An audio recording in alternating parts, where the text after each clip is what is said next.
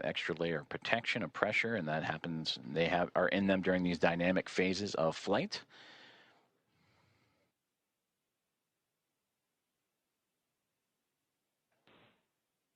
Now inside 5 minutes from waypoint 1.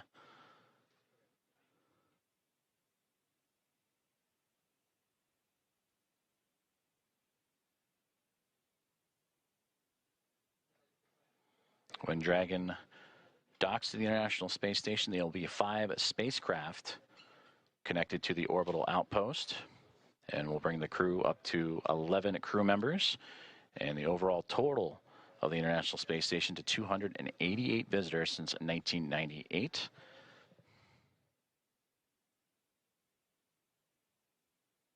They will join the Dragon Endurance spacecraft that brought up Crew 10 back in March. They will also join with the Soyuz MS-27, a spacecraft that brought NASA astronaut Johnny Kim to the International Space Station in early April. And then 2 cargo craft, Progress cargo craft from Roscosmos also aboard the station, and then eventually the Dragon Grace spacecraft, as we get now views inside of Dragon Grace and looking over the shoulders of Commander Peggy Whitson and pilot Shubhanshu Shukla of ISRO.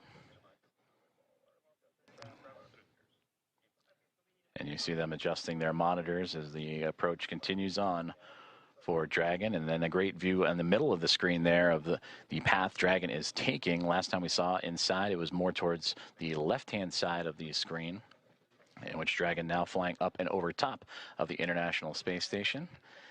And now we get great views from Dragon Grace, and there's the strobe light. You can see it ever so faintly illuminating the International Space Station as it continues. Station Houston on the big loop. Dragon is transmitting docking camera video. Please confirm video and data updating in Dragon Docking Monitor. Also, we have a new docking time of 10:30.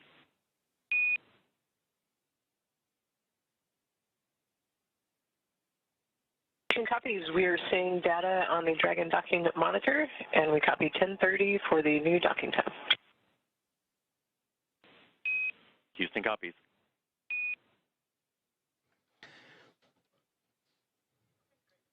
Great communications there on the big loop between the teams in Houston and SpaceX, talking to Dragon Grace and the confirmations of the updated docking time. You heard the words 10:30. That's 10:30 Zulu, which Central Time is 5:30, as we had mentioned, 5:30 a.m. Central, 6:30 a.m. Eastern, as we return to that exciting view from Dragon looking up at the International Space Station. You can ever so faintly see the solar arrays coming into view, and that strobe light illuminating the radiators, which are right along that central portion and angling upward.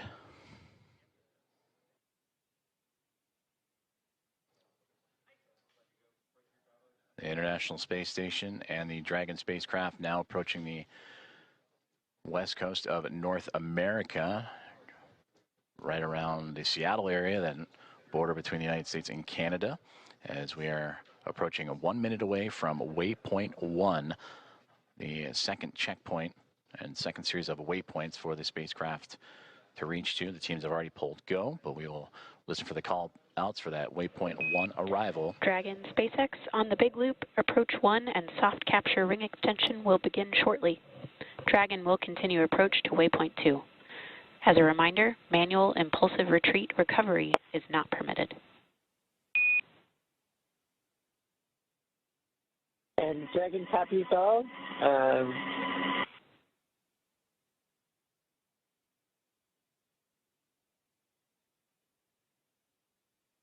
And there you heard communications on the big loop about that soft capture ring, and that is the initial contact that will occur between the Dragon spacecraft and the International Space Station, a soft capture, with that soft capture ring then retracting and the 12 hooks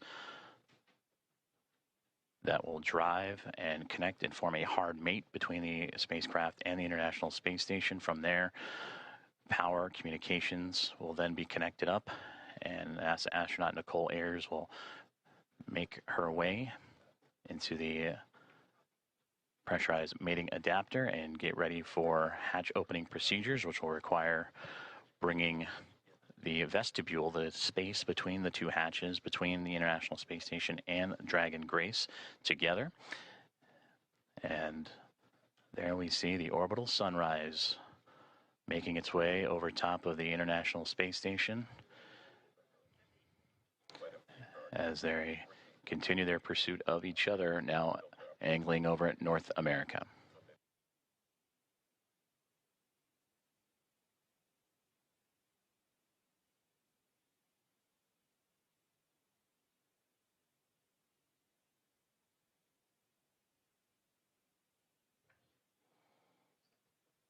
And there in the center screen, if you look at the topmost, the Dragon now perfectly aligned over top of the International Space Station, now looking down at that Node 2 Zenith port, and a great view just off the bottom portion there. That is the Dragon Endurance spacecraft that it'll be just alongside of. So Dragon has reached waypoint 0, and on initial comms earlier that the teams on the ground, once reaching waypoint 1, have been allowed to bypass that waypoint and now move on to waypoint 2, which will be in about 9 minutes from now, and targeting docking in about 14.5 minutes from there. Go, no-go polls for docking in about 7 minutes as the teams on the ground continuing to monitor Dragon's progress. And once they arrive to waypoint 2, there will be a pause, make sure everything is lined up just perfectly before that final approach and docking.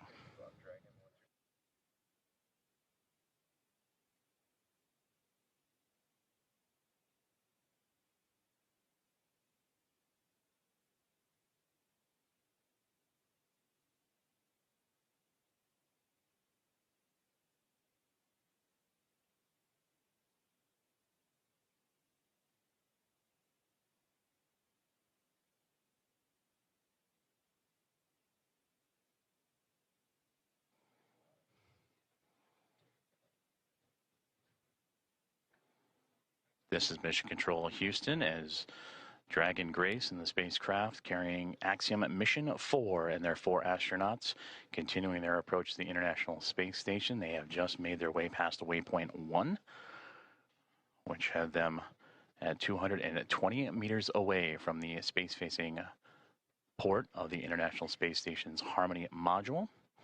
And now on the path to reach waypoint 2, teams on the ground have concurred or agreed that they will take a brief pause at waypoint 2, which is 20 meters away, to make sure everything is aligned precisely. And there you see the view from Dragon and that newly illuminated International Space Station as the two craft navigating its way over North America, coming into an orbital sunrise and daytime period.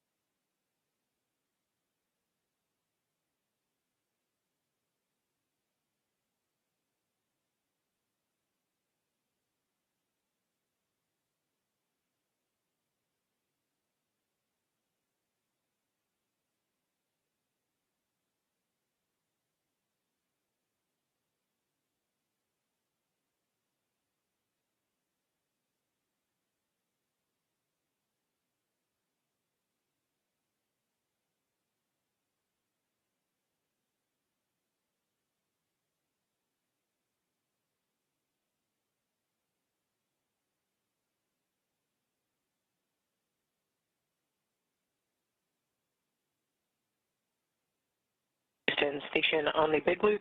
Dragon attitude is still as expected, and station is ready for docking. Houston copies. At waypoint 2, Dragon will briefly pause to align for docking, then automatically resume approach. Station copies. Commentator Rob.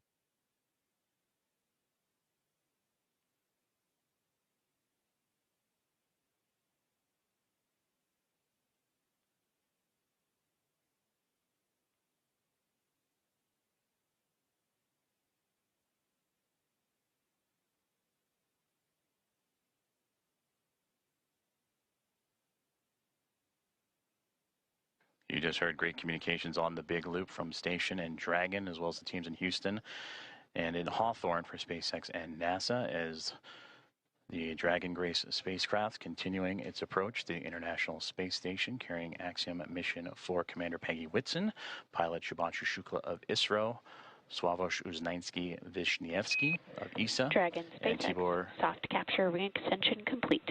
Dragon will continue through waypoint 2 without a hold.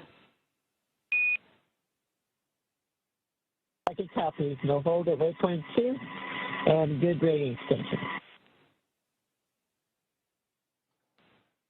Great communications there. They were anticipating a brief hold to make sure everything aligns, but Dragon Grace continuing on what has been so far so good. A great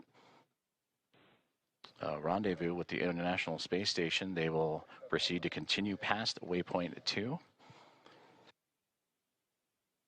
And you also heard in the communications with NASA astronaut Nicole Ayers, the station ready for docking.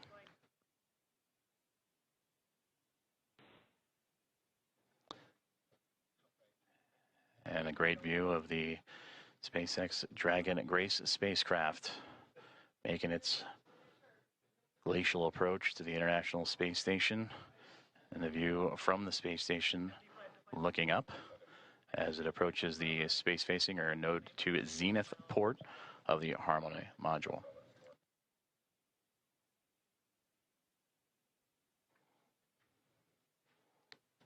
We are about 4 minutes away from the waypoint 2 arrival, which again they are expecting to move right past through without a hold. That is at the 20-meter mark, and proceed right on into docking, a soft capture, and then soft capture ring retraction and hooks to drive.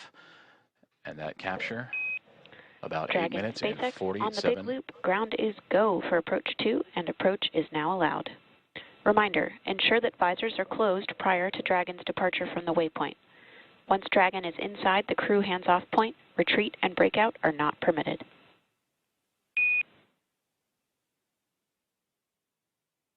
Dragon copies, and we have visors down, and we are go for docking as well. And copy on the approach. Inside 2, chop. SpaceX copies, visors down, SpaceX crew is go for docking.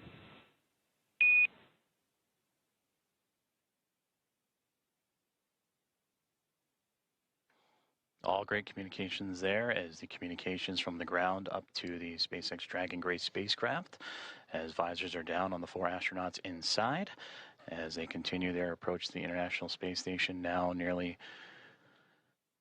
7 minutes away from that initial contact.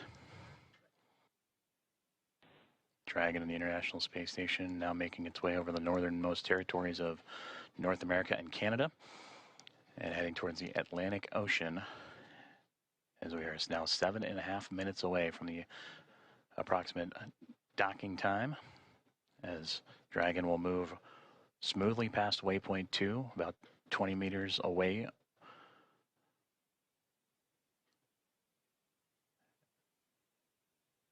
And continuing its fine-tuning and approach, you see little plumes coming off the spacecraft. Again, those are those thruster firings, continuing to inch and adjust the spacecraft towards the orbiting laboratory.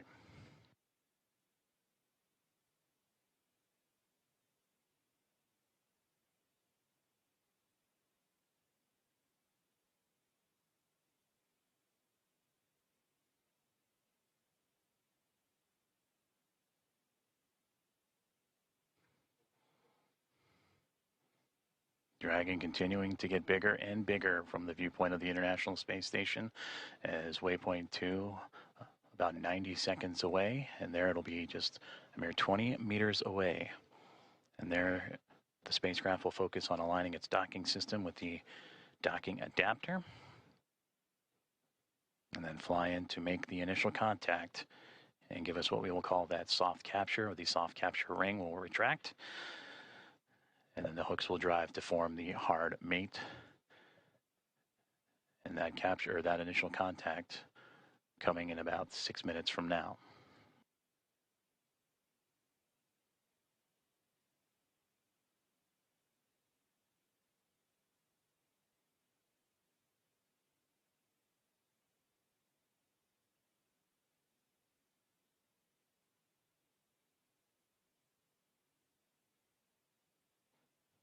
they have active for some, they switch it up.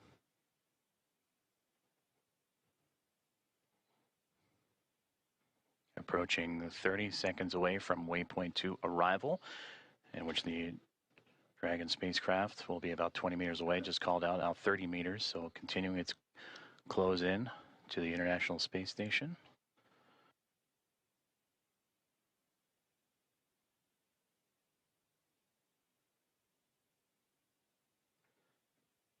Dragon Grace now 25 meters away.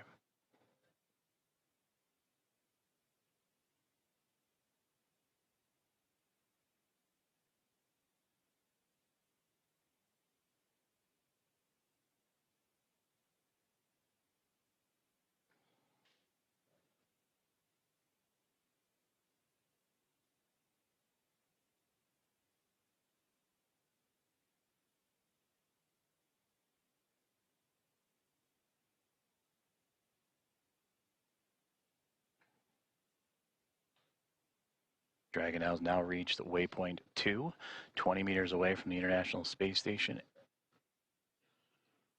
and will continue its approach to the International Space Station.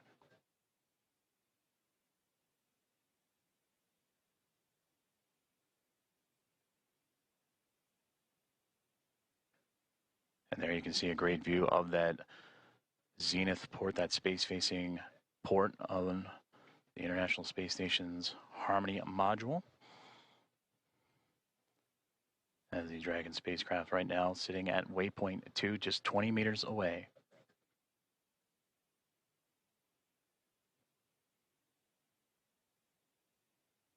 Houston station for step 4 in block Bravo. Dragon attitude is as expected. Houston copies.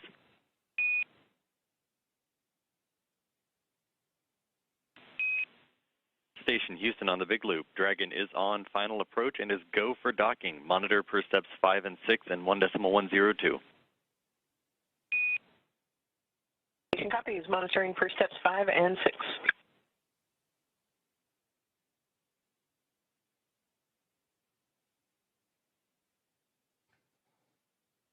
And there you heard it. The final steps relayed up to the crew for final approach and docking have been given as we continue to see Dragon Grace spacecraft close the gap between them and the International Space Station.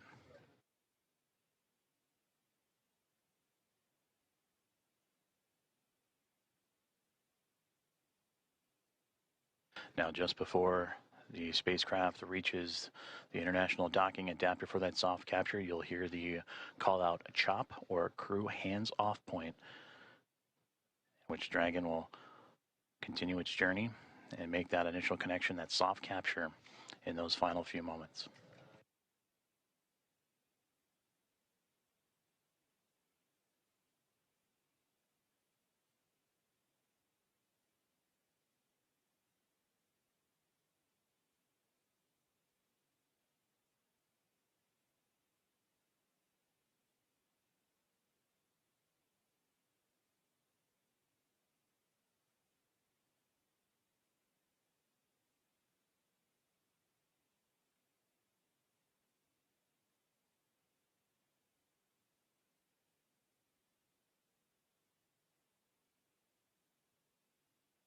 SpaceX Dragon, 10 meters.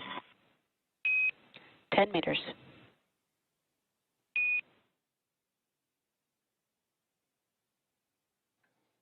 Inside 10 meters, a little less now than 30 feet away, is all that separates Dragon Grace from the International Space Station.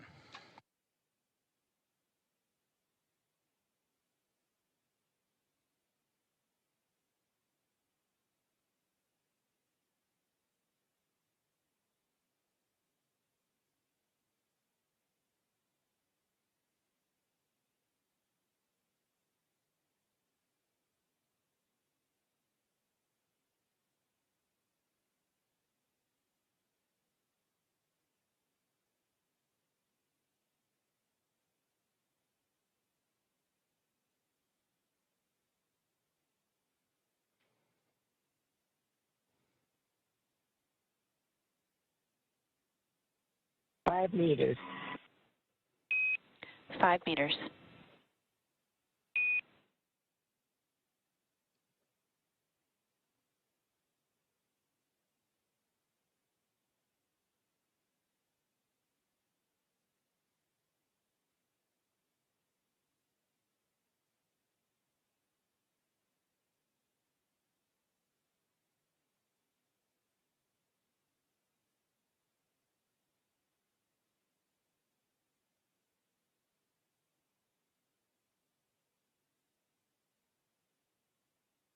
Meters, chop.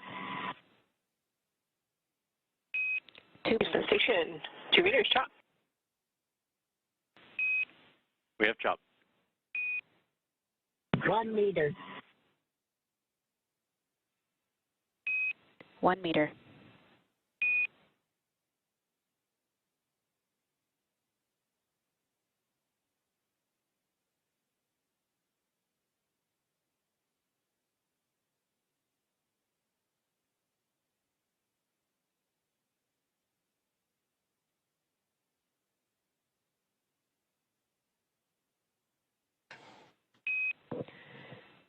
Dragon contact and soft capture complete.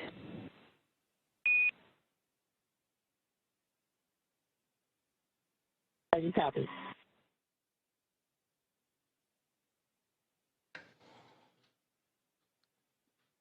Dragon Grace and the Axiom Mission 4 crew have arrived to the International Space Station at 5:31 a.m. Central Time over the North Atlantic as the two orbiting around the Earth, connecting with the soft capture ring, and now we'll begin the ring retraction to bring the two vehicles closer together, and then the 12 hooks, the two sets of 6, will drive to form a hard nut.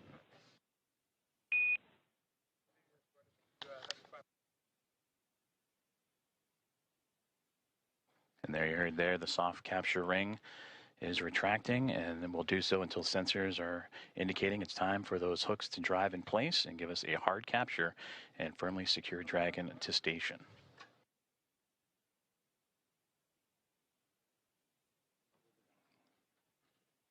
And again, Axiom Mission 4 and its commander Peggy Whitson, pilot Shubhanshu Shukla of ISRO, and mission specialist Sławosz Uznański-Wiśniewski and Tibor Kapu of ESA and Hunor have arrived to the International Space Station with contact at 5:31 a.m. Central, 6:31 a.m. Eastern, as the two were orbiting over the North Atlantic.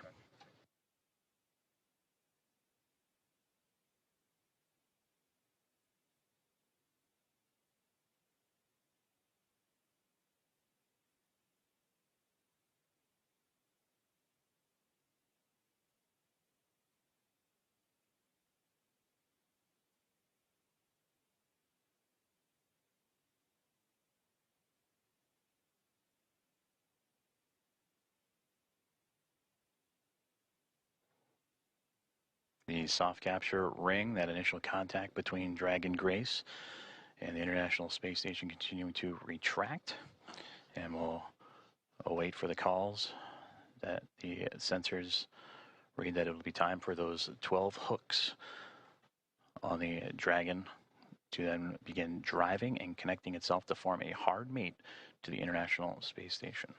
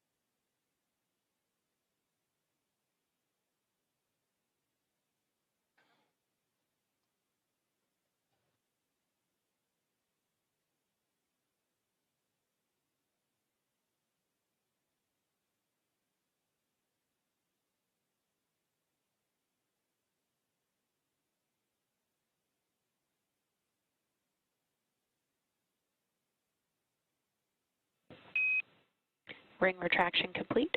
Docking sequence is holding for MCS reconfiguration.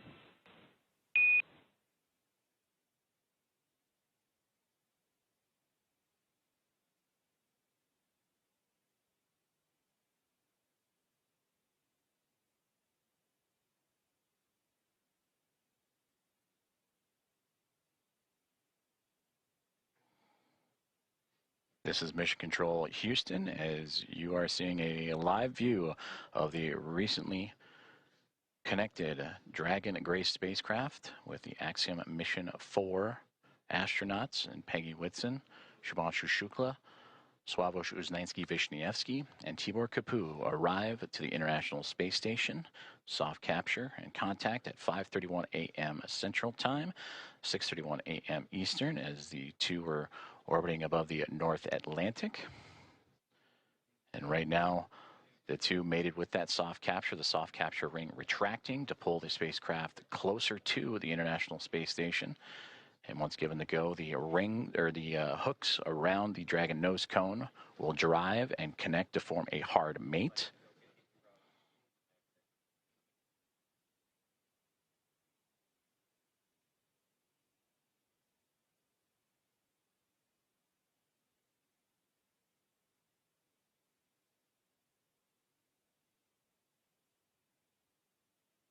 Teams on the ground in both Houston. Station Houston on the big loop. MCS configured, proceeding with hook driving.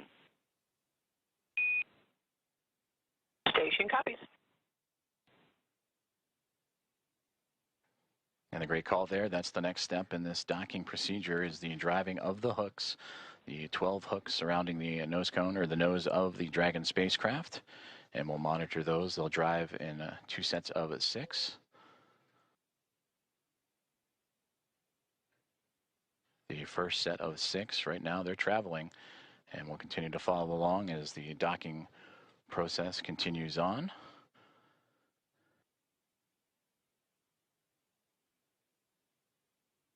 And then after that first set of 6, the second set will drive and connect Dragon to form a hard mate to the International Space Station. And once the docking is complete, NASA astronauts Anne McLean and Nicole Ayers, who have been monitoring from the International Space Station from the cupola of the Dragon's arrival, it'll be Ayers that'll begin the hatch opening or hatch operations. And that'll start by opening up the main hatch on the Node 2 Zenith section of the Harmony module. That's what you see Dragon connected to. And what's separating that module and the Dragon spacecraft is that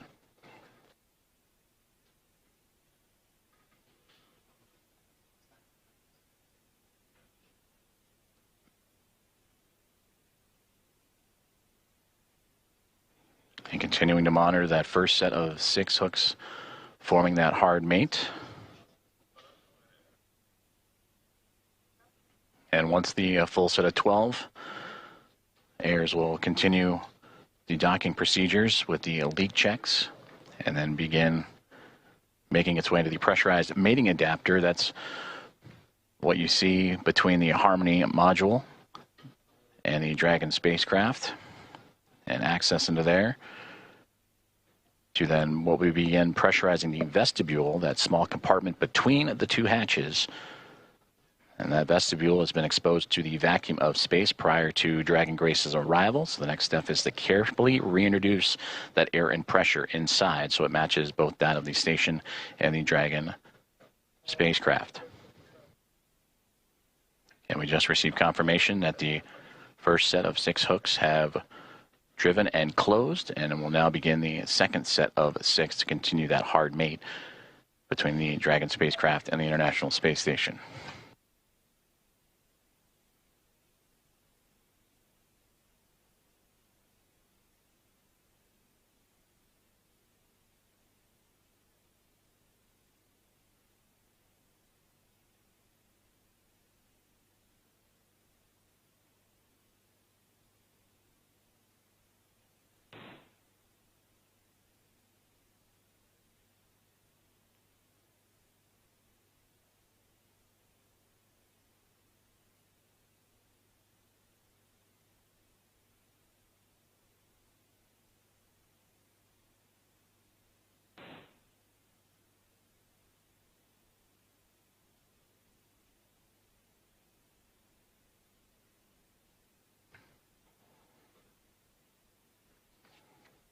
If you are just joining us, this is Mission Control Houston, where Axiom Mission 4 aboard the Dragon Grace spacecraft have connected to the International Space Station at 5:31 a.m. Central Time, currently in the process from soft capture to the hard mate to the orbiting laboratory.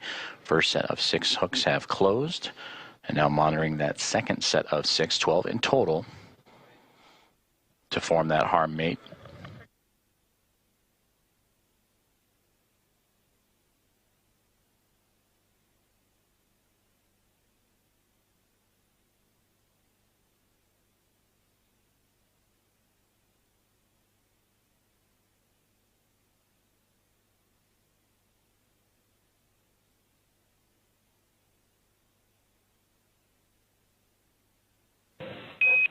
Dragon SpaceX on the big loop, hard capture complete.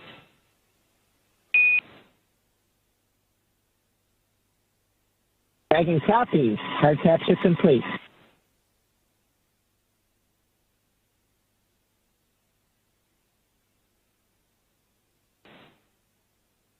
And we just heard confirmation there. All 12 hooks have closed, and that is a hard mate to the Dragon Grace spacecraft and the International Space Station, completing from soft capture to that hard mate.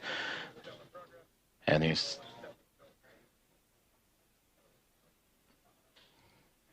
So the soft capture ring retraction in progress, and then it'll be on to establishing umbilical connections between the spacecraft and the International Space Station. That'll allow for the transfer of communications and power through those umbilicals. So we're Dragon, you see that upper portion that's mostly black against the vacuum of space, but that's the solar arrays to provide Dragon power. Once those umbilicals are connected, that power will then be provided by the International Space Station, and communications will have that hardline connection with the umbilicals as well.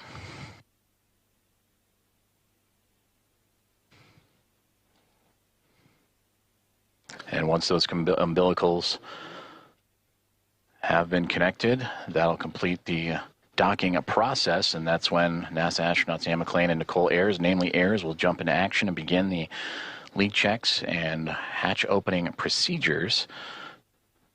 And that'll allow the pressurization of the vestibule, the space between the Dragon spacecraft and the International Space Station, to be brought to pressure equal to that of what is inside station and inside the Dragon spacecraft, about 14 psi, what you experience here on Earth as sea level.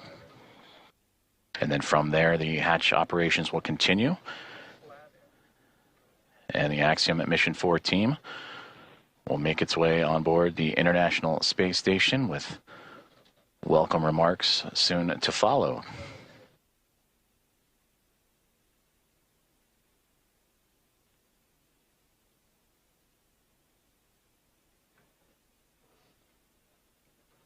Soft capture ring has now been stowed away, and the umbilicals are in motion again to connect Dragon Grace and the International Space Station, providing that communications, that direct line of communications and power.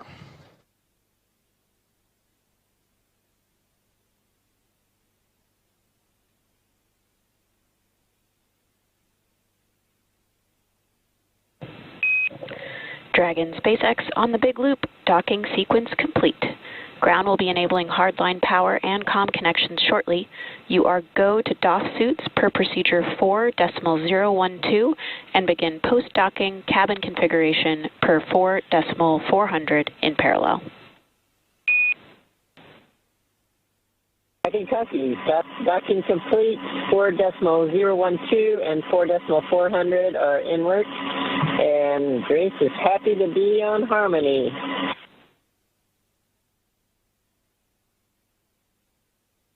Grace Station, we are excited to welcome you. Peggy, Shug, Suave, and Tibor, we cannot wait to open the hatch and give you guys a hug. We'll see you soon.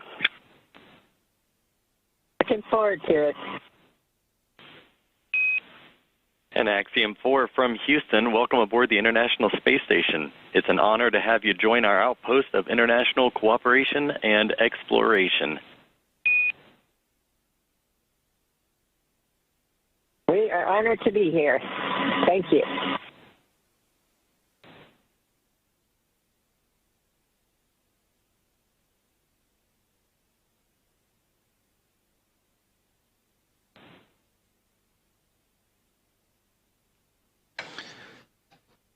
Very exciting moment for all those aboard.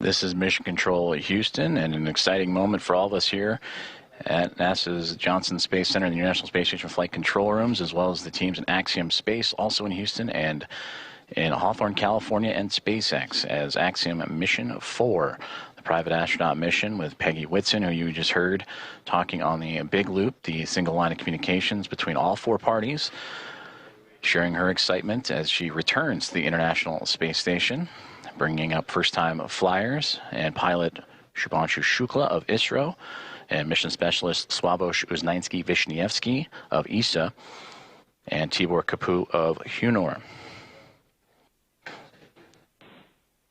Contact between the two, between Dragon Grace and the International Space Station at 5:31 a.m. Central Time. And now that the hooks have connected, all 12 and umbilicals deployed, providing power and communications. Now the team inside the International Space Station, namely Nicole Ayers, is going to start beginning the hatch opening procedures. And now that we're docked, she will secure some hardware and then move right into those operations.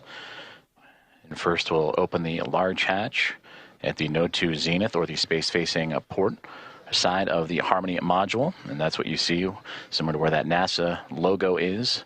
That's the Harmony module that the pressurized mating adapter is jettisoning up into and connecting to the Dragon Grace spacecraft.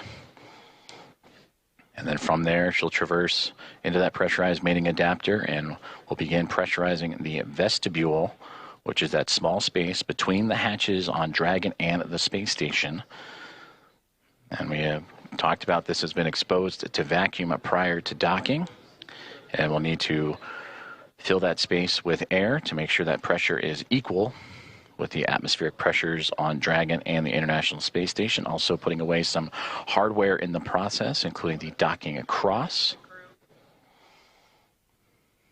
And Ayers will use a small valve on the station's hatch to slowly introduce that air into the vestibule. And flight controllers here in Houston will continue to monitor the pressure and temperature readings inside and verify that everything is A-OK and leak-free before we get ready to open up the hatches.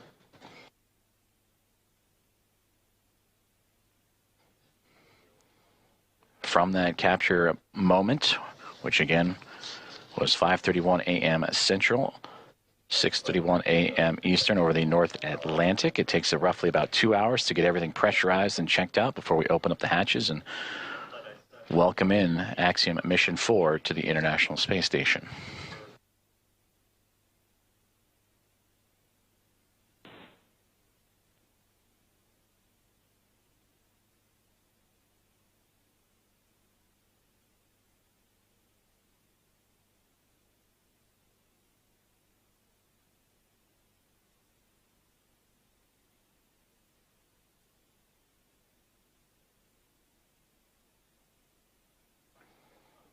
Commentator and producer on SpaceX Dragon on the big loop. Com check on the cabin mic. Peggy, I have you loud and clear on the cabin mic on the big loop.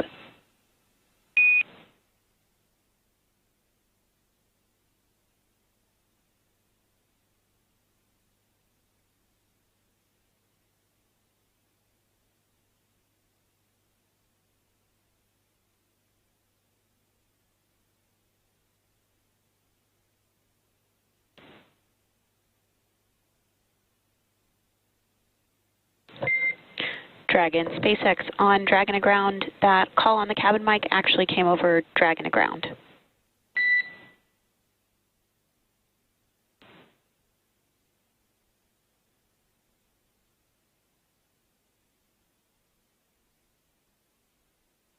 Thanks for the catch. We reconfigured.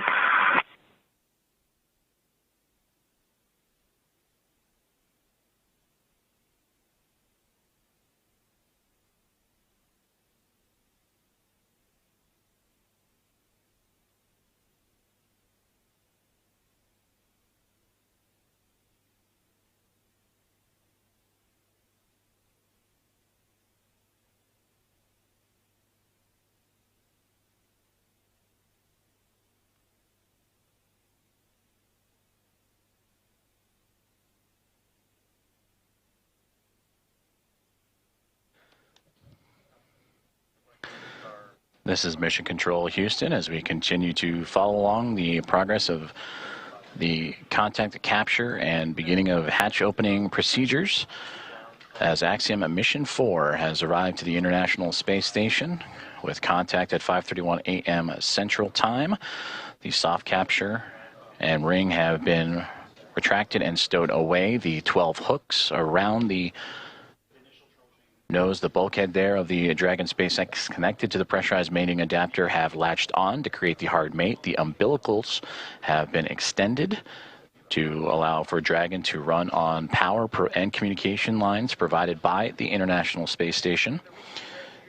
And now looking at approximately 8:35 a.m. Central Time for welcome remarks, and shortly after the Axiom Mission 4 team make their way through the hatchway and into the International Space Station.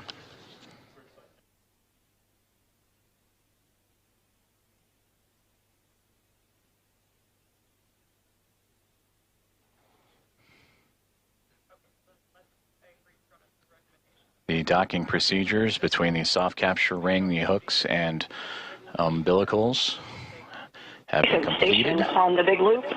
Node 2 overhead hatch is open. Houston copies.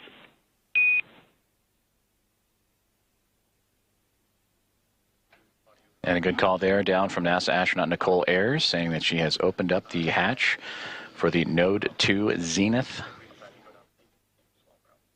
way, the space-facing side of the Harmony module, to give her access to the pressurized mating adapter. And there she will cruise in to begin work on the hatch opening procedures and pressurizing Station and vestibule. Dragon Houston on the big loop. We are troubleshooting the big loop audio comm issues from earlier, and the action we're about to take will take down big loop comm between ISS and the Axiom crew for about 5 minutes. We may require additional comm checks after.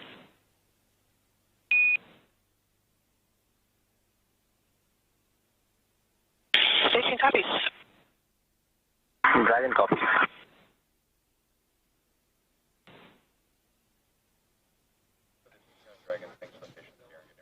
Communications there on the big loop between the teams here in Houston and up to the International Space Station as they troubleshoot some communications. And the big loop that you have been hearing that have connected everyone here inside of Mission Control Houston and the International Space Station Flight Control Room, those aboard the space station and inside the SpaceX Dragon Grace spacecraft, and the teams in Hawthorne, California, those 4 parties, that's the big loop. They will troubleshoot those communications for about 5 minutes and then recheck. But you heard just prior to that NASA astronauts Anne McLean and Nicole Ayers have begun the hatch opening procedures, in which the large hatch at the Node 2 Zenith, that's the space-facing side of the Harmony module, has been opened, and that will allow for them to begin the hatch opening procedures and pressurize the vestibule, which is what, in addition to the comms checks, we will monitor, as Ayers will use a small valve on the station's hatch to slowly introduce air into the vestibule. That's the gap between the Dragon spacecraft and the International Space Station that has been exposed to vacuum. And from there, they will match the pressure, the atmosphere inside both station and Dragon.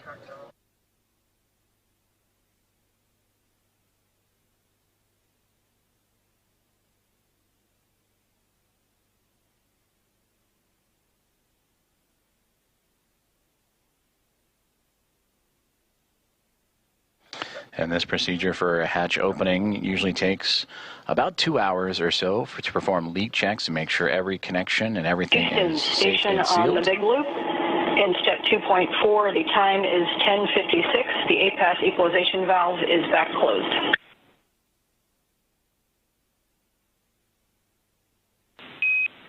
Houston copies. That's a good config. Expect at least 15 minutes before we continue. Station copies. And that communication between the International Space Station and the International Space Station Flight Control Room, and you heard the word APAS hatch. That is the hatch, again, that they will be operating and looking to open up from the space station side. But in doing so, they will need to pressurize, as we've been talking about, the vestibule, and then allow for the atmospheres to match between the Dragon Grace spacecraft and Axiom Mission 4 crew, the vestibule itself, and the International Space Station all equal throughout to allow for the parties to pass through for the hatch opening and eventual welcome remarks. The contact for Axiom Mission 4 to the International Space Station about a half an hour ago at 5:31 a.m. Central, 6:31 a.m. Eastern. And as they continue to configure the hatch opening procedures for NASA astronaut Anne McClain and Nicole Ayers, between the two of them, we'll continue to work those procedures, and we'll hear those communications throughout in anticipation of Axiom Mission 4 and Commander Peggy Whitson making her return to the International Space Station, her 5th flight, second as a member of Axiom Space and the commander of Axiom Mission 4, and her previous 3 as a NASA astronaut servicing key missions to the International Space Station. And a big part of the coming up in November, 25 years of continuous operations and humans on board the orbiting laboratory. And there she will welcome also first-time flyers and pilot Shubhanshu Shukla of ISRO, Sławomir Uznański-Wiśniewski of ESA, and Tibor Kapu of Hunor for Shukla, Uznański-Wiśniewski, and Kapu representing India, Poland, and Hungary. This will be those nations' first time visiting the orbiting laboratory.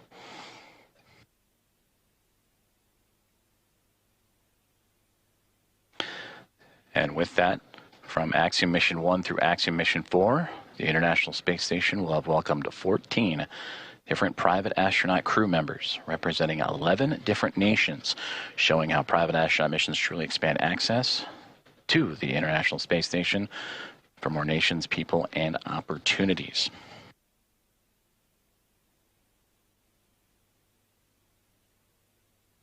And on your screen, you see the clock counting upwards at the bottom, the T+, that is 1 day, 4 hours, 28 minutes, and now SpaceX Dragon.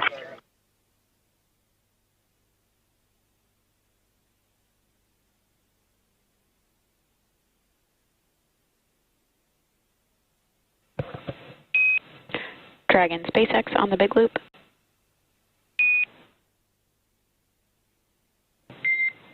Dragon SpaceX ComCheck on Dragon to ground.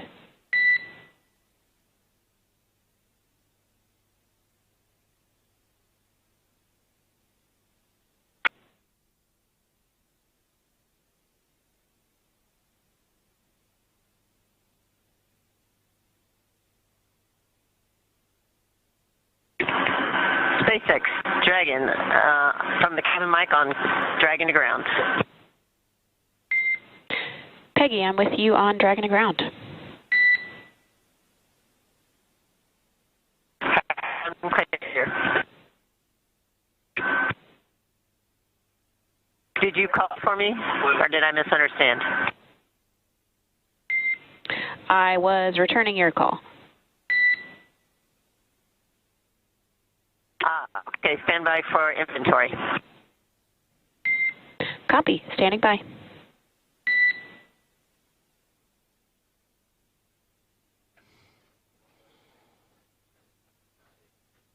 comm checks and communications there between the teams in Hawthorne, California and SpaceX and the SpaceX Dragon Grace spacecraft.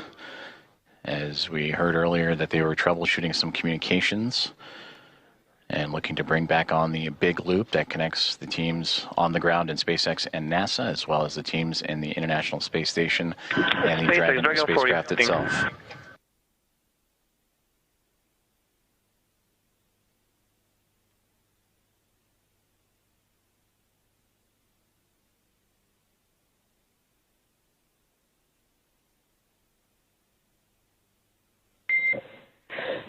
SpaceX Dragon 4, inventory reporting on Dragon to ground. And I'm with you on Dragon to ground. We are about to enter a LOS period for about 4 minutes, so we'll need to stand by.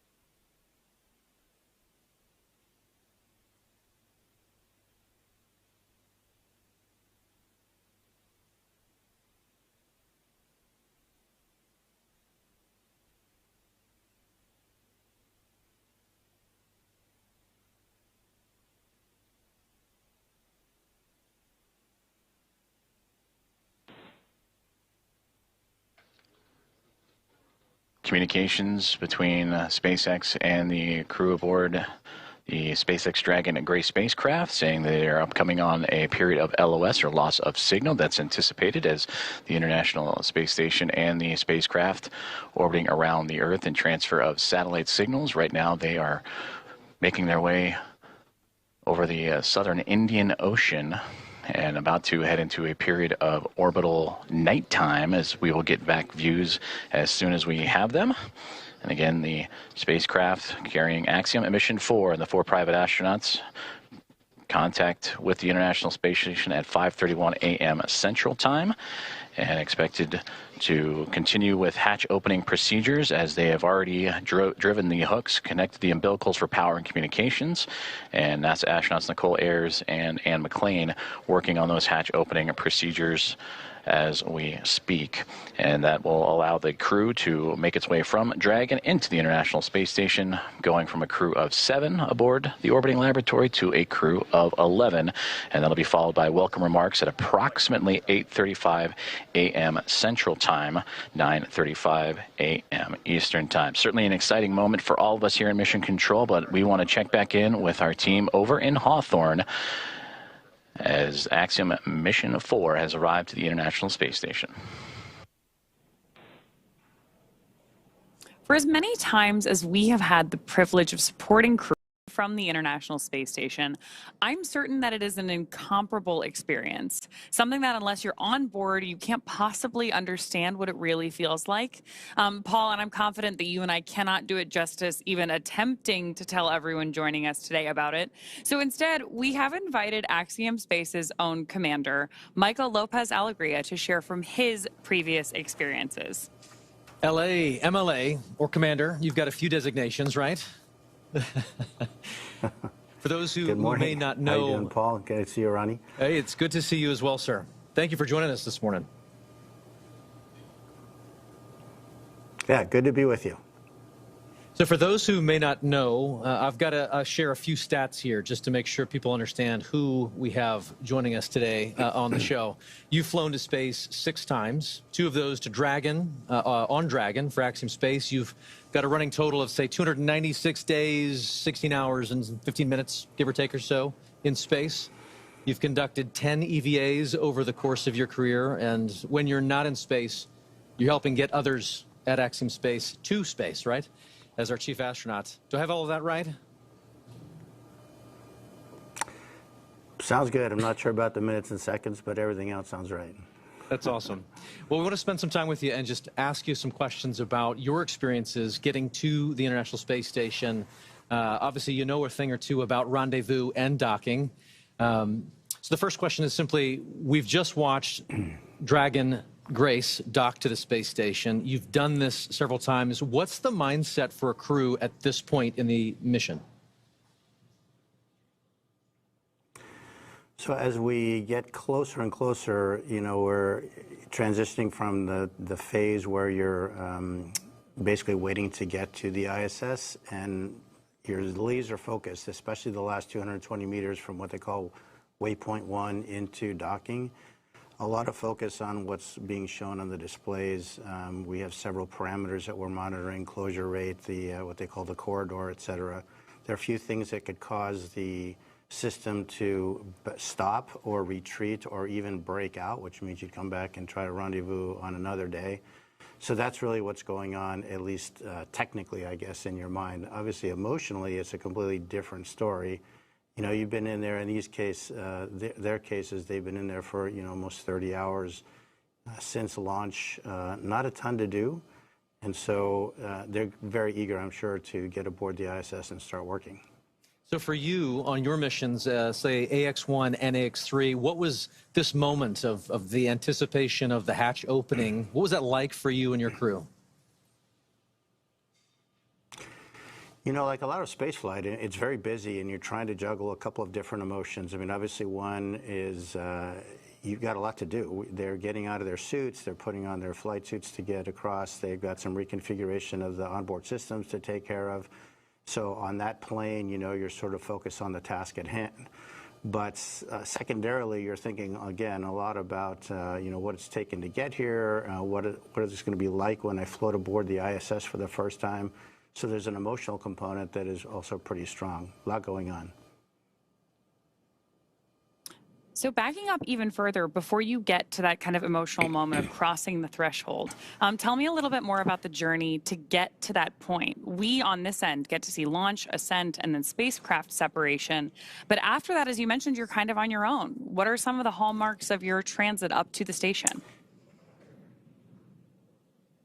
Yeah, as you know, Ronnie, from the time of post-orbital insertion, when the Dragon is configured for on-orbit operations, until you really start the approach initiation, you're basically playing catch-up. And I heard it very well explained by John yesterday on the broadcast during launch, that it's basically you're on the same lane as the ISS, but now you've got to catch up.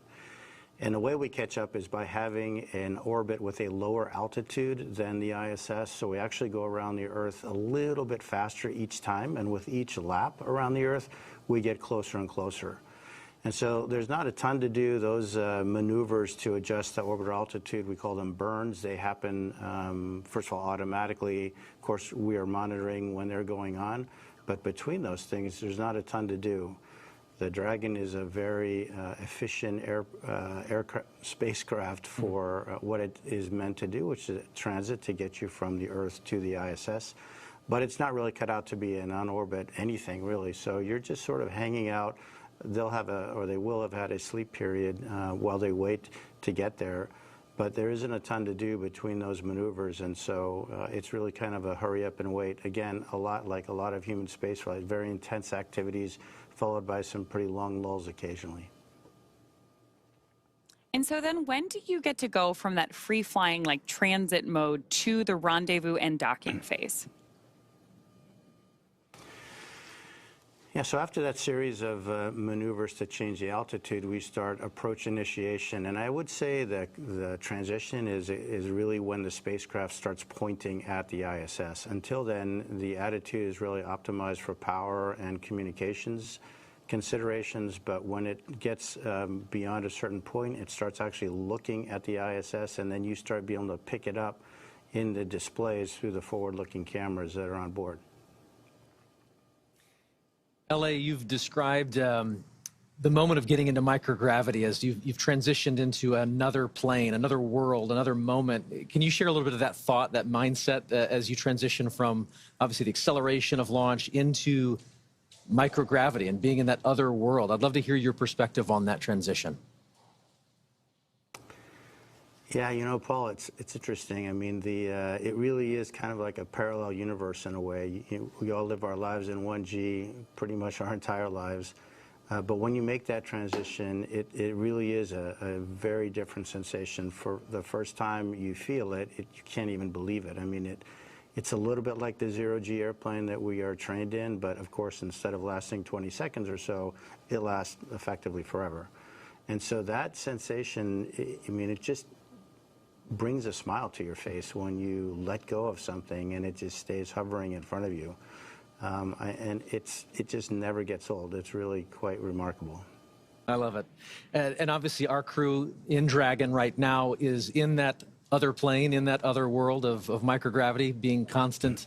So we're walking forward. We're progressing towards this moment where the hatch will open and they are going to enter the space station. You've mentioned this already a little bit, but I'd love to just kind of unpack that some more.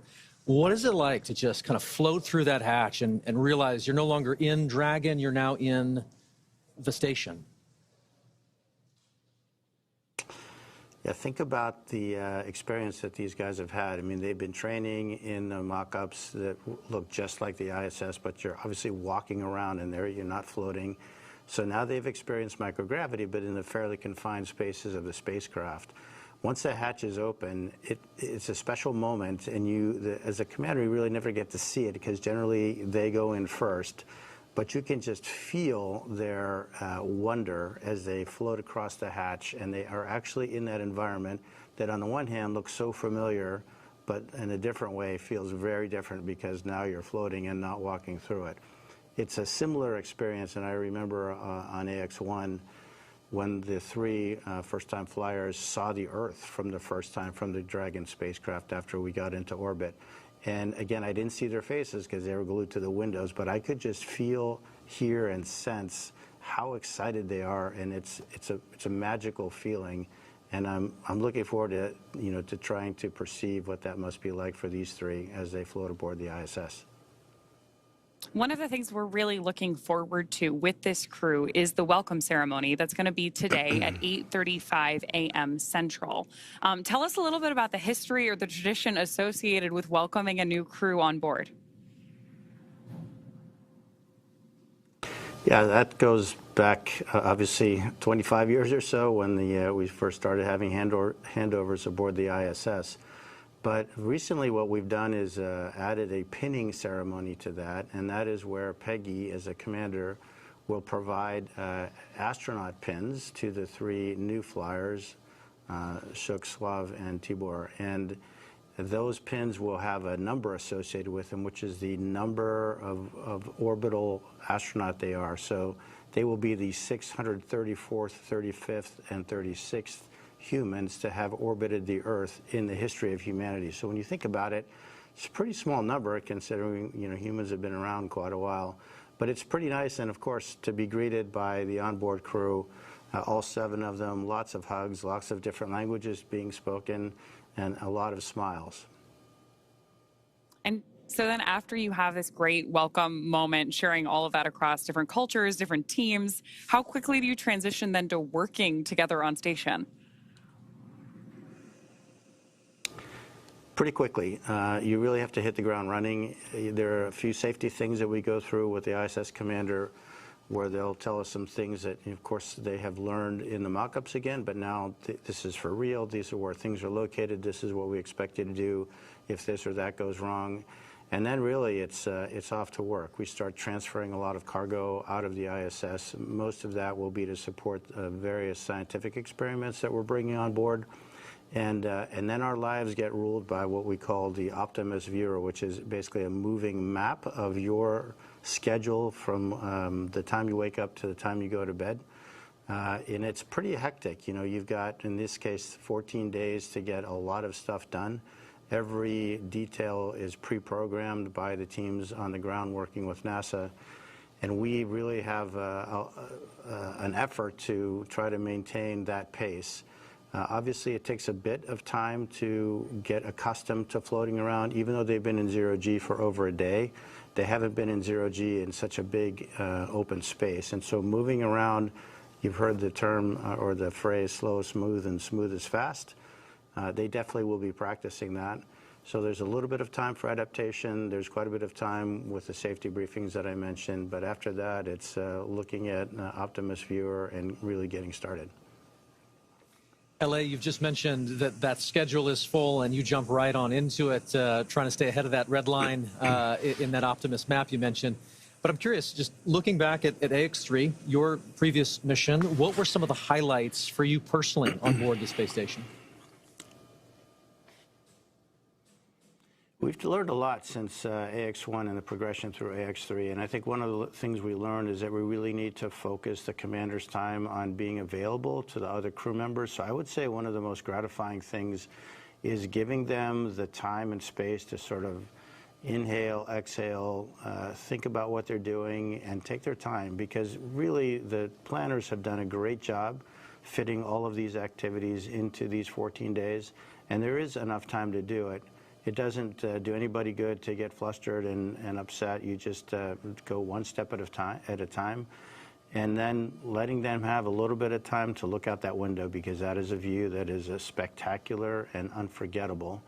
I think my advice to the crew would be, you have a huge responsibility. Your families, your colleagues, your space agencies, your nations are really counting on you. But at the same time, try to enjoy it. Try to really soak this in. This is generally a once-in-a-lifetime opportunity.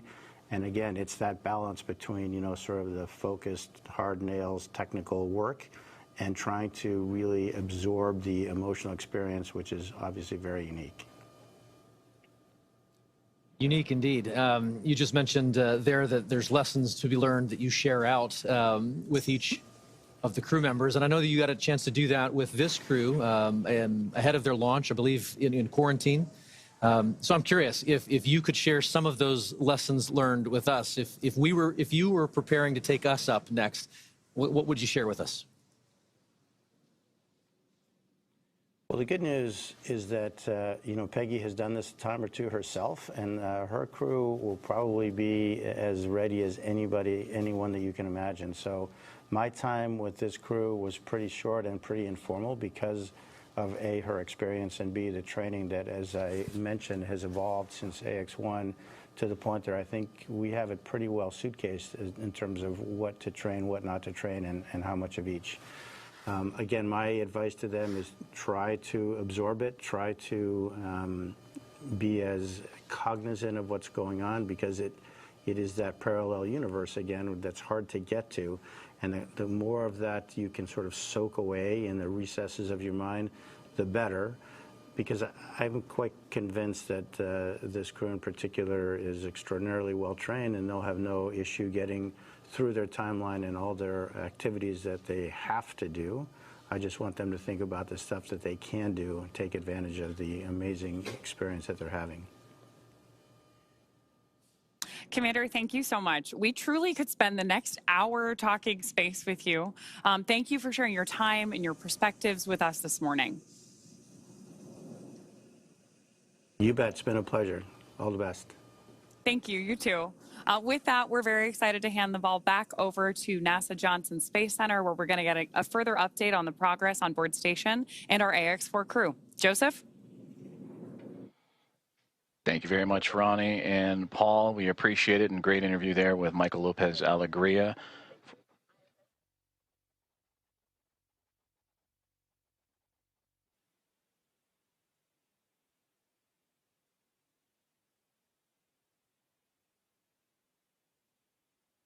Dragon copies. And a great update right there to bring us right back into what's been happening and all the key milestones of the hatch opening process and the docking process for Axiom and Mission 4. Its team on the Dragon Grace spacecraft, and have connected to the International Space Station. You heard that power and the connection with the umbilicals. Everything has been established. A hard mate has been created after the initial contact and soft capture connection and ring retraction. That was at 5:31 a.m. Central Time, so a little less than an hour ago. And we are still on board, as Ronnie, as you mentioned, tracking that welcome remarks and welcoming the crew formally on board the International Space Station around 8:35 a.m. Central Time.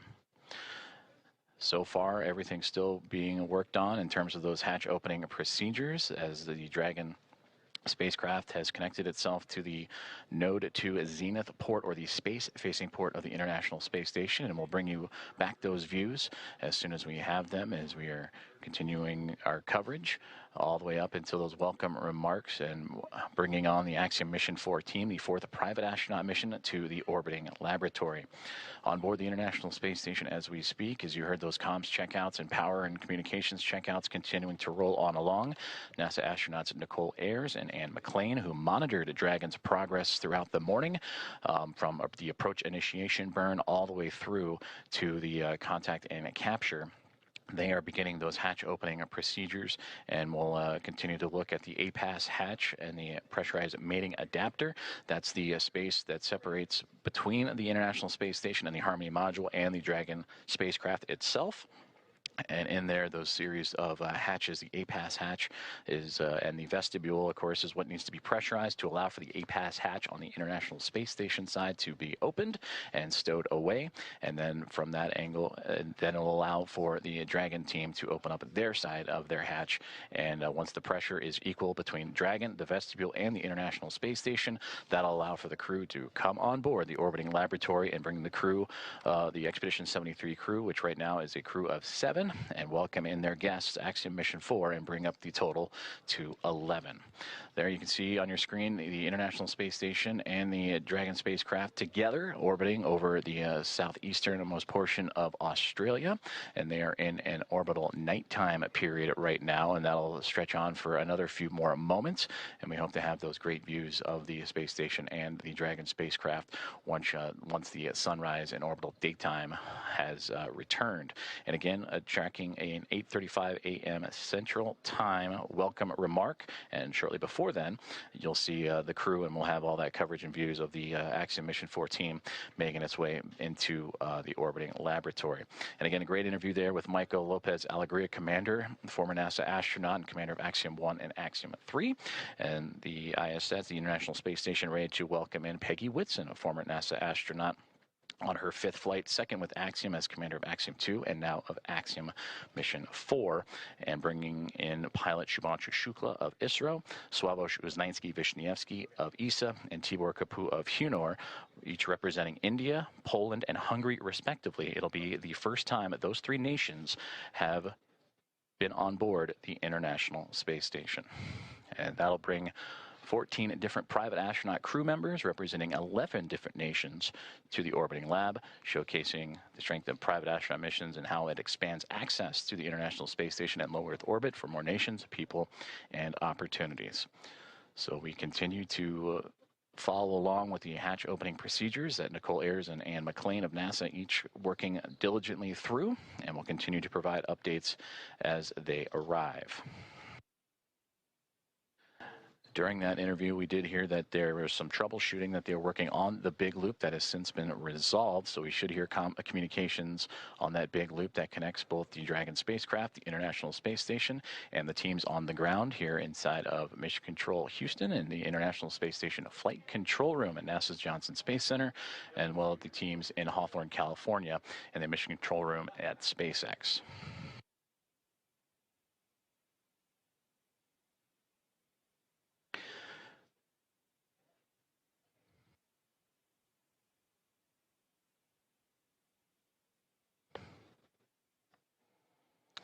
Currently on board the International Space Station. Oh.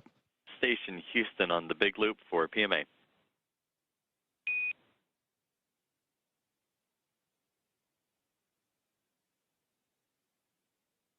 Houston Station, go ahead on the big loop. Hey, we're about to get you into your next activity, but in the meantime, would you mind setting up a video of the PMA so that we could watch the crew ingress? You can use the Node 2 Camera 1 or Camera 2. That's in work. Thank you.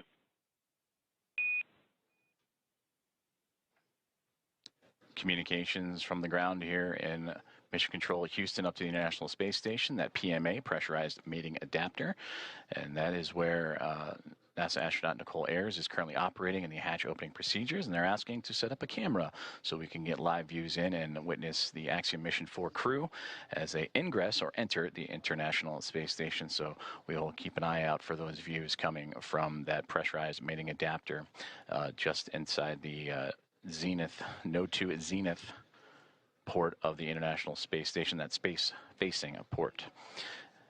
Before those communications, I'm going to say aboard the International Space Station as we speak, the 7 members of the Expedition 73 crew, featuring Anne McLean and Nicole Ayers, who are prime characters in today's docking operations, joined by Takuya Onishi of JAXA and Kirill Peskov, alongside NASA astronaut Johnny Kim, Sergei Ryzhikov, and Alexei Zubritsky.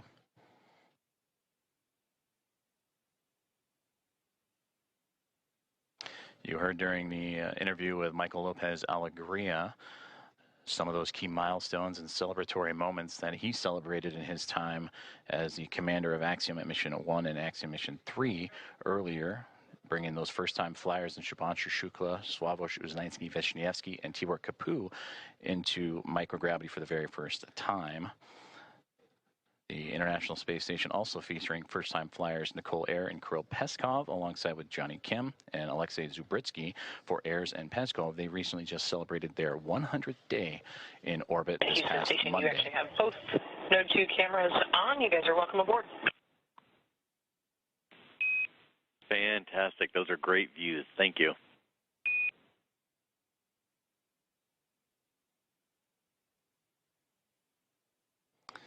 And there you see the live view that the team on board the International Space Station has just set up for us to see as we are inside the pressurized mating adapter looking into what will be the APAS hatch that will eventually be pressurized and the vestibule pressurized, pardon me, to welcome the Axiom Mission 4 crew aboard once everything is equal in pressure from SpaceX Dragon to the vestibule to the International Space Station, and the hatches on the Dragon and Space Station side are open.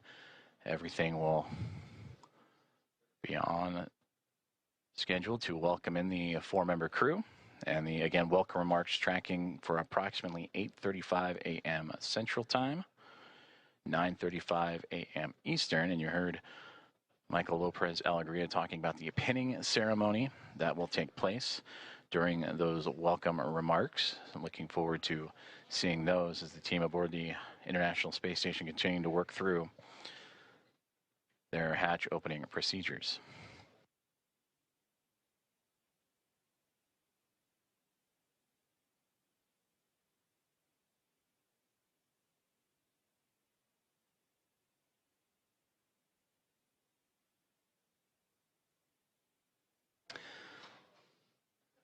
Since launching from Launch Complex 39A and NASA's Kennedy Space Center yesterday morning at 1:31 a.m. Central, 2:31 a.m. Eastern, the Axiom Mission 4 crew above the newly named Dragon SpaceX Grace spacecraft have tracked down the International Space Station through a stair-stepping procedure of multiple burns that occurred from just moments or a few moments after launch up until the early morning hours today, to allow them to catch up to the orbiting laboratory and set up for the final approach and docking, and that contact with the orbiting laboratory at 5:31 a.m. Central Time.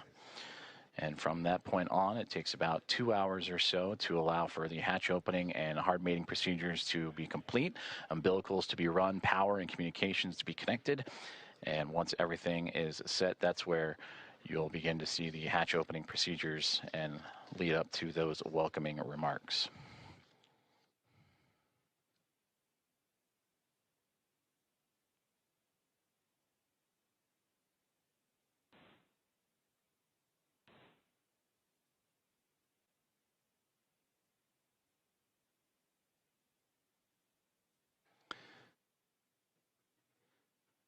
And as you're following along with us as we continue to wait for views of the International Space Station and the Dragon spacecraft as they are in an orbital nighttime period, making their way across the Pacific Ocean and approaching the equator, almost right in the middle of the Pacific Ocean. We'll get those views back from the exterior cameras.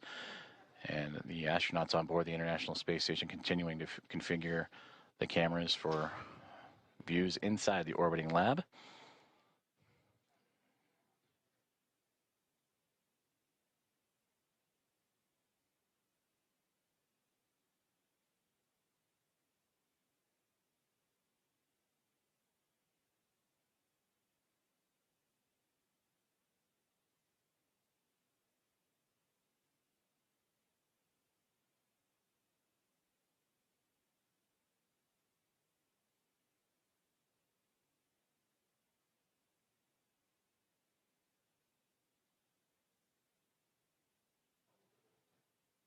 If you are just joining us, you are watching a live coverage of the docking of Axiom Mission 4 to the International Space Station, the fourth private astronaut mission to the orbiting lab and the first since January of 2024. Docking has occurred And that was exactly an hour ago, 5:31 a.m. Central, 6:31 a.m. Eastern.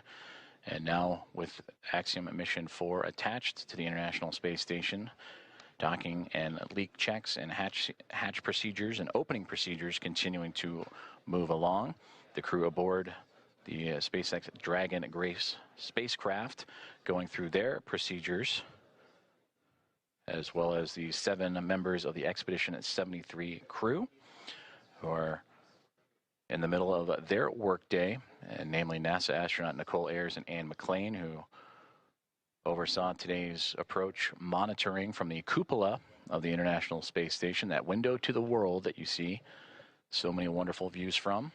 And Nicole Ayers currently working in the space-facing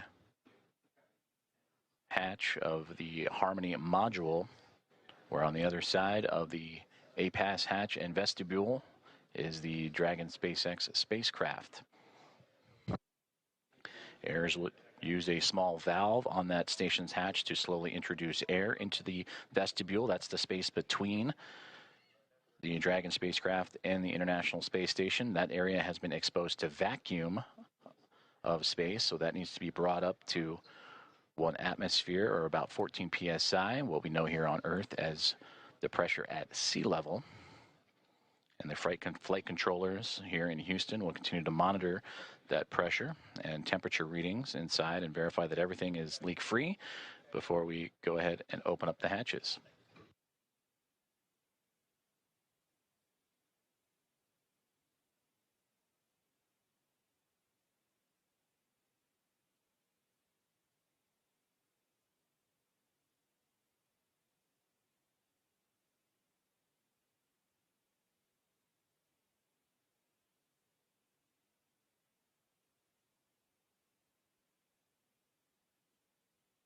Just received communications from the team here inside the International Space Station Flight Control Room that the vestibule leak check has been successful and it is good. So they will continue to move forward with the hatch opening procedures. And again, you heard in the interview with Michael Lopez Alegria, slow is smooth, smooth is fast, as these teams making sure everything is sealed up and safe as they continue through hatch opening procedures.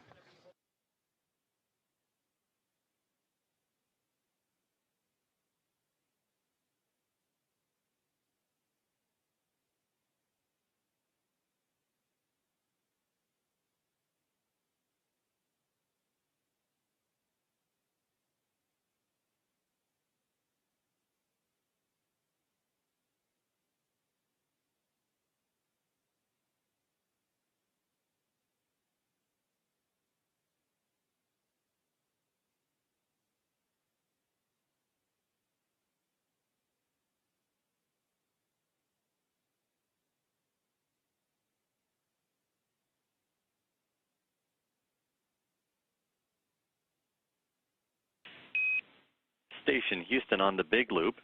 We are doing some more troubleshooting for the C2B2 audio issue, so Big Loop is going to be down for another 5 minutes.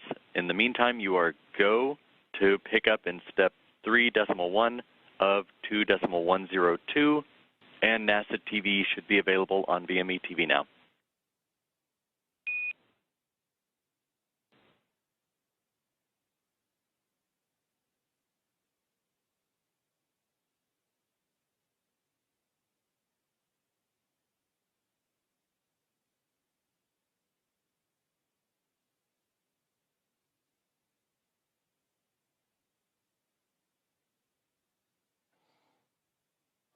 There you heard communications radioed up to the crew aboard the International Space Station on the Big Loop that they are continuing with the troubleshooting of that communications as we are looking live up towards that node to Zenith hatch in the Harmony module, and you see several members of the Expedition 73 crew in and out of the field of view. That is Nicole Ayers going into the pressurized mating adapter and continuing hatch opening procedures, and she is wearing those long-sleeved navy polo. And the red polo that just flew by, that is Expedition 73 Commander Takuya Onishi. We've also seen glimpses of Anne McClain in the field of view, as well as certainly everybody aboard the International Space Station anxious and excited to welcome Axiom Mission 4 with Commander Peggy Whitson, pilot Shubhanshu Shukla, Mission Specialist Sławomir Uznański-Wiśniewski, and the Mission Specialist Tibor Kapu aboard the orbiting laboratory.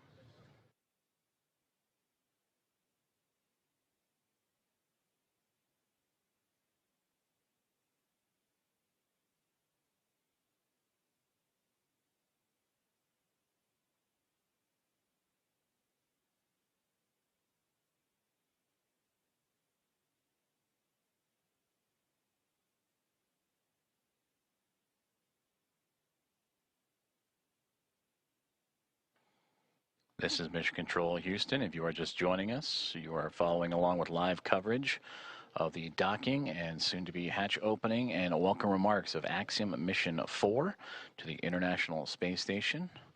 The mission began with the launch off of Launch Complex 39A and NASA's Kennedy Space Center yesterday morning at 1:31 a.m. Central, 2:31 a.m. Eastern.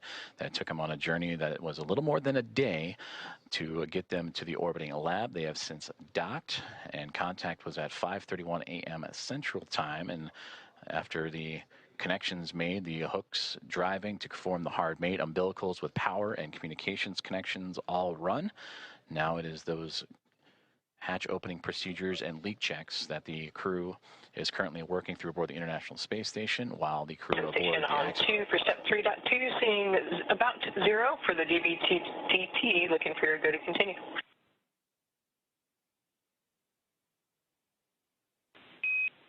We see the same. You're go to proceed.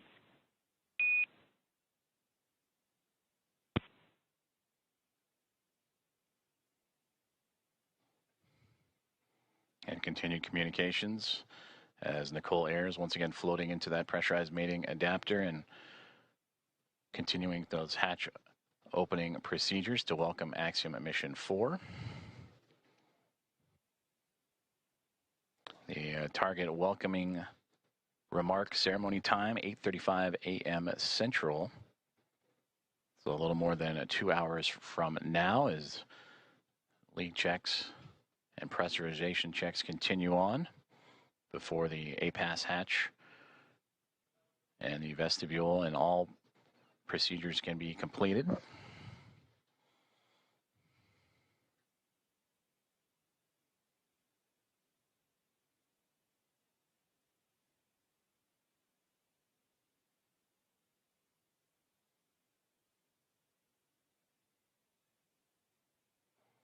And a great view of some of those procedures is Nicole Ayers. Again, you can see her with that right hand turning the crank and working on that hatch to continue those procedures.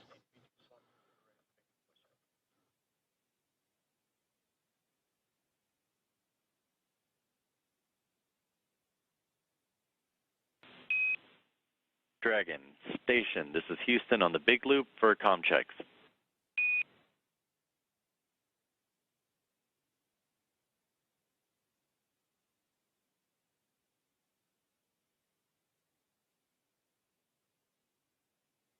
Dragon has you loud and clear.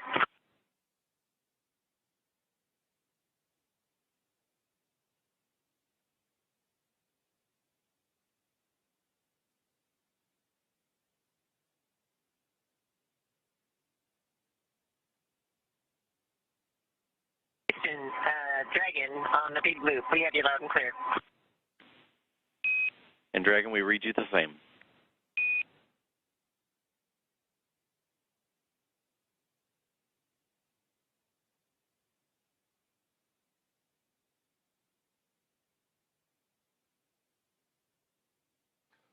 Great communications checks there as the teams on the ground continuing to work on those communications between the International Space Station and the ground, as well as the teams here in Mission Control Houston and Dragon, as we are watching live inside of the International Space Station up into the Node 2 Zenith hatchway as NASA astronaut Nicole Ayers continuing with her hatch opening procedures.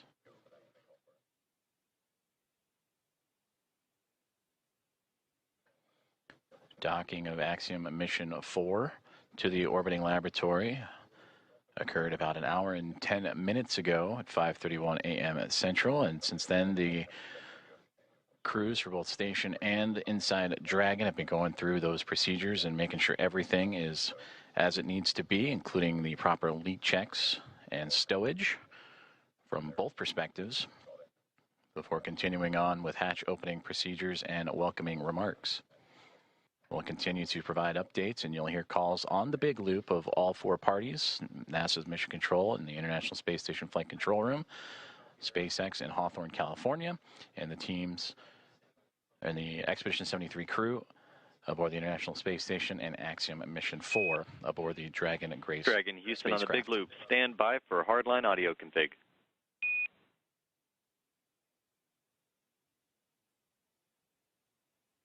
Dragon copies.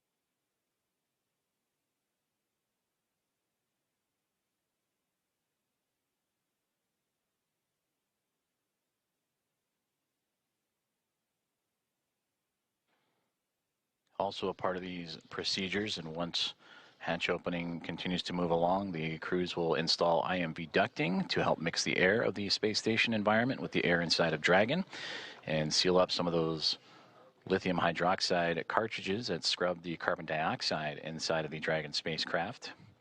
And that was on their ride to the International Space Station. They'll also check some vent valves as we go, and maybe need a little bit more time on board, but these last final checks are crucial to make sure everything is good to go, since it will remain docked to the International Space Station for nearly 2 weeks.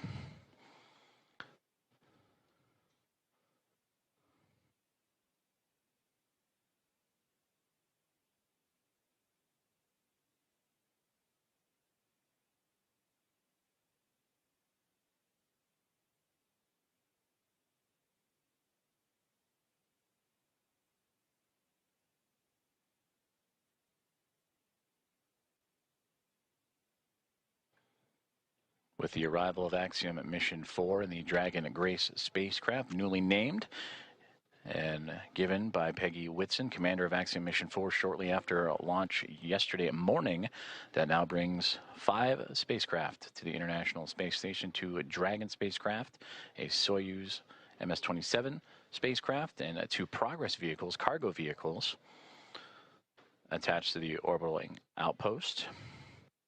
For Dragon, it is Endurance and Grace, connected to the forward and now zenith ports of the Harmony module, with 2 Progress vehicles and that Soyuz MS-27 also connected.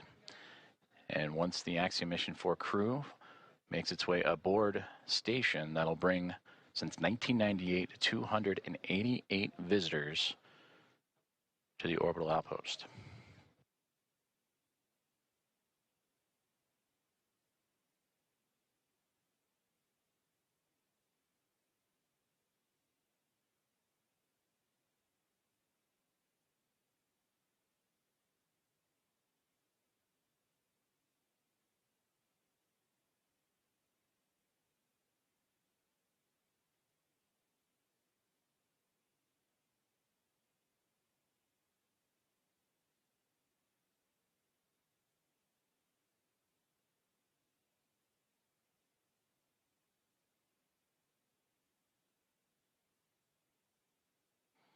Nicole Ayers, NASA astronaut, has returned to inside the pressurized mating adapter and working on the APAS hatch and hatch opening procedures,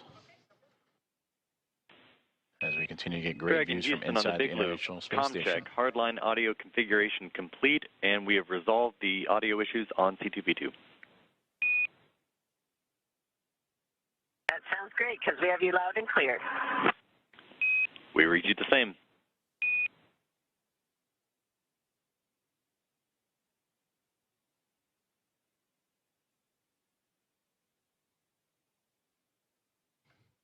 And that was a good communications checkout from the teams on the ground up to Dragon Grace on the C2V2 line, common communications for visiting vehicles, and that communications line connecting all parties.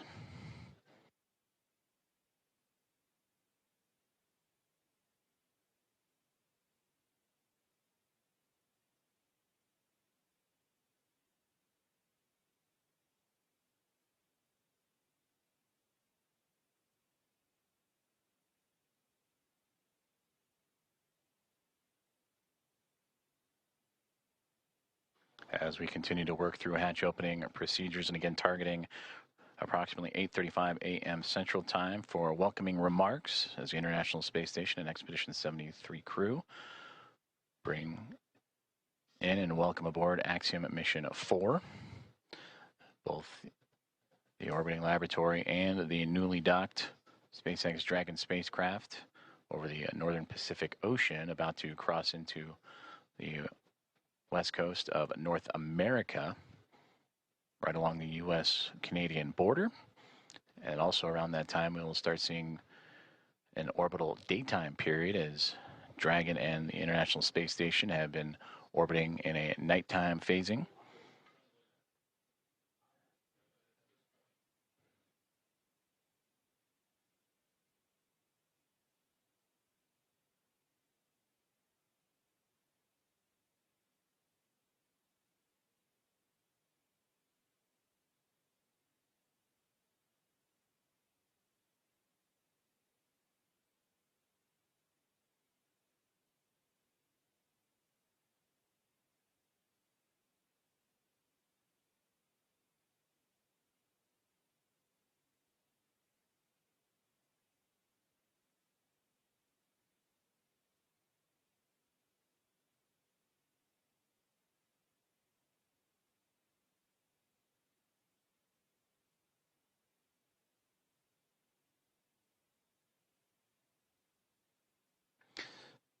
Currently experiencing a satellite handover period, and we'll continue to bring you the live views from the International Space Station, both inside or exterior.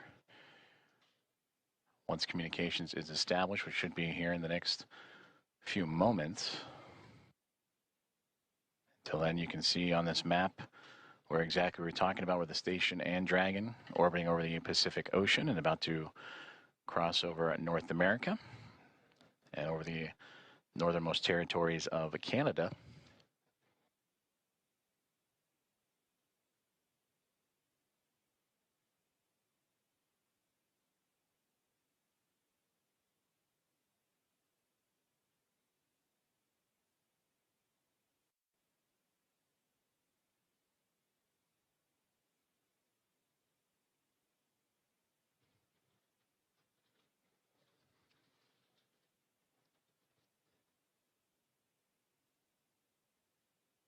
As we wait for those communications to return, to recap, Axiom Mission 4 has connected with the International Space Station after launching from NASA's Kennedy Space Center yesterday morning at 1:31 a.m.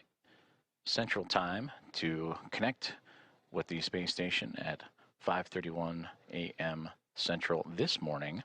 So a little more than a day's transit, and where it would execute a sequence of burns to raise its altitude and close the distance between Dragon spacecraft, Dragon Grace, and the International Space Station through a phase burn, boost burn, close burn, transfer burn, and then eventually the co-elliptic burn, to make sure that the spacecraft is on the same pathway as the International Space Station and able to make its way up and over top of it to connect to the space-facing port of the Harmony module, the Node 2 Zenith port. As we now get views back inside of the International Space Station, that is the view from the other side. We mentioned the space-facing port that is looking up into where the hatchways will be to allow for the Axiom Mission 4 crew to pass through and be brought aboard the International Space Station. For Peggy Whitson, commander of Axiom Mission 4, her second flight as an Axiom commander after previously serving as commander of Axiom Mission 2.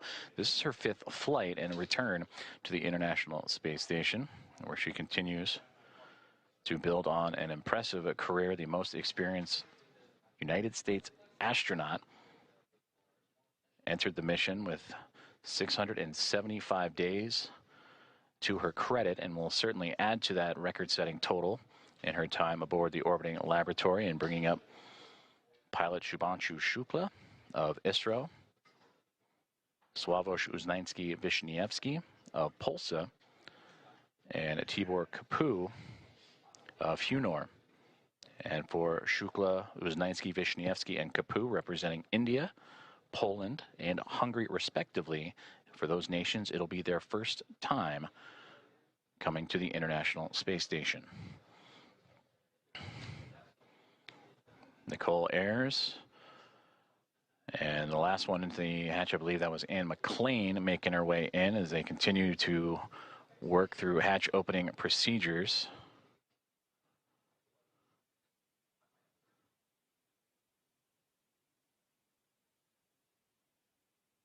In the middle there, that is Expedition 73 Commander Takuya Onishi of JAXA.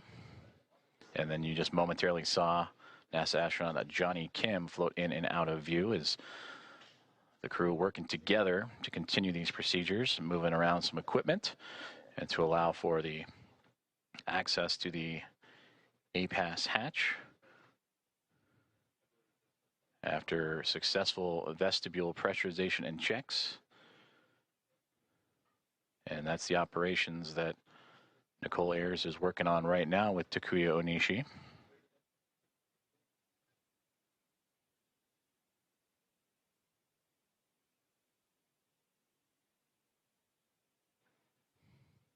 And Johnny Kim with camera in hand to document these procedures.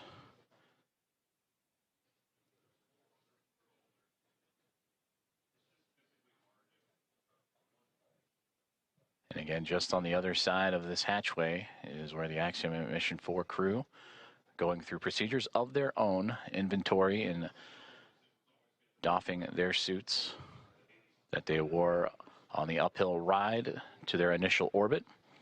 And after an off-duty period would put back on for those dynamic phases of flight, starting with the approach initiation burn that occurred earlier this morning.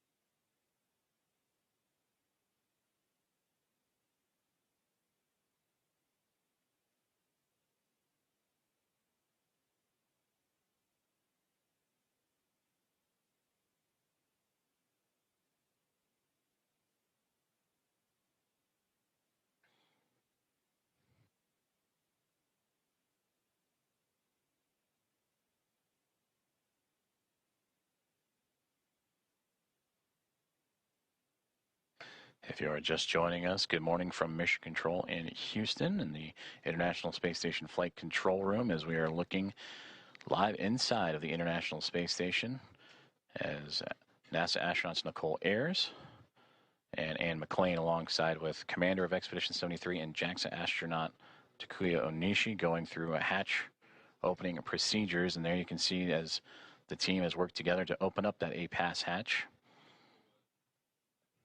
and continue on with those procedures to welcome aboard eventually the Axiom Mission 4 crew with the welcome remarks.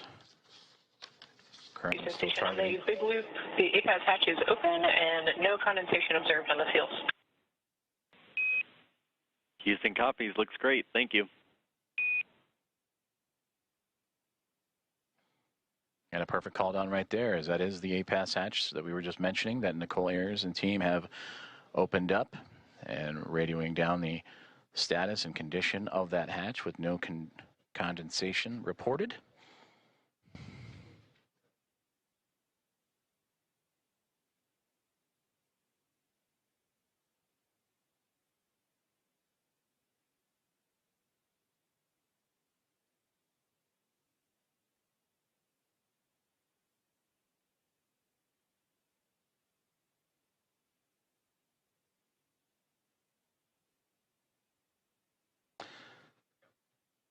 As Nicole Ayers continues to work on that hatch, you'll also see that hatch be covered up to give an extra level of safety to allow for the Axiom Mission 4 team to pass smoothly without having to worry about any additional hazards as they pass through the vestibule and pressurized mating adapter and eventually into the Harmony module of the International Space Station.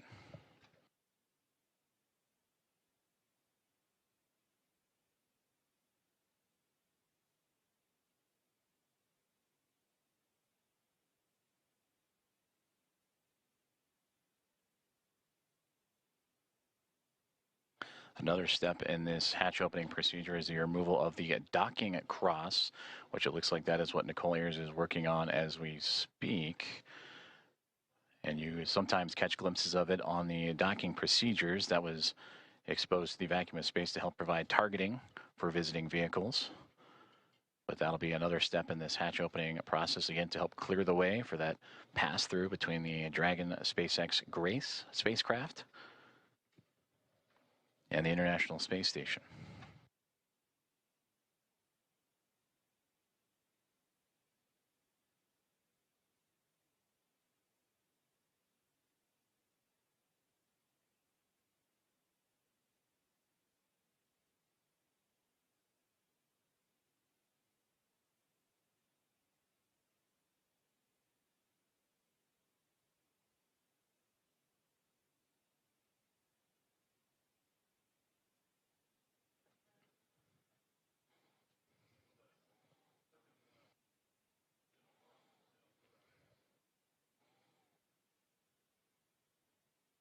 Hatch opening procedures continuing to move along for the teams aboard the International Space Station and Axiom Mission 4 as we draw closer and closer to the anticipated hatch opening and eventual welcome remarks. And we thank you for tuning in and joining us this morning as we are live from the International Space Station Flight Control Room in Houston, Texas, monitoring Nicole Ayers as she continues to work through those step-by-step procedures. As the hatchway, there you see the large square structure just off to the right-hand side of our field of view with that window in the middle was Station opened up. Houston on the big loop. Just want to clarify, we want the standoff cross stowed in the standoff cross cover bag.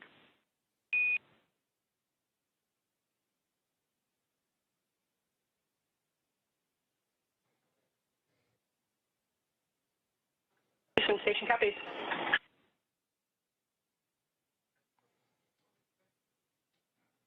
And that's the teams here on the ground assisting the astronauts on board the station with those hatch opening procedures. As again, that zenith hatchway we were just mentioning before the comms opened to the right that allowed Nicole Ayers and team to pass through. And that docking cross that was just removed will be inserted into its own bag. And there is NASA astronaut Ann McLean to join Ayers in the hatchway and continue on with those procedures as they now look to cover up the APAS hatch, which was just opened a few moments ago, to provide an extra layer of safety and protection for astronauts passing through.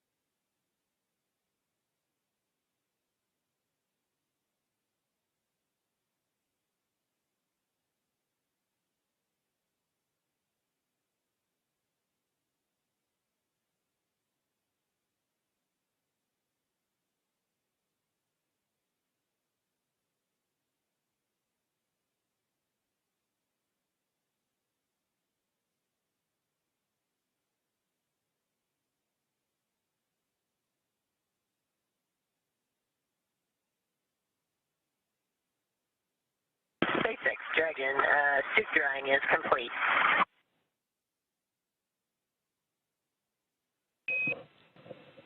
And Dragon, we copy on the big loop, suit drying complete.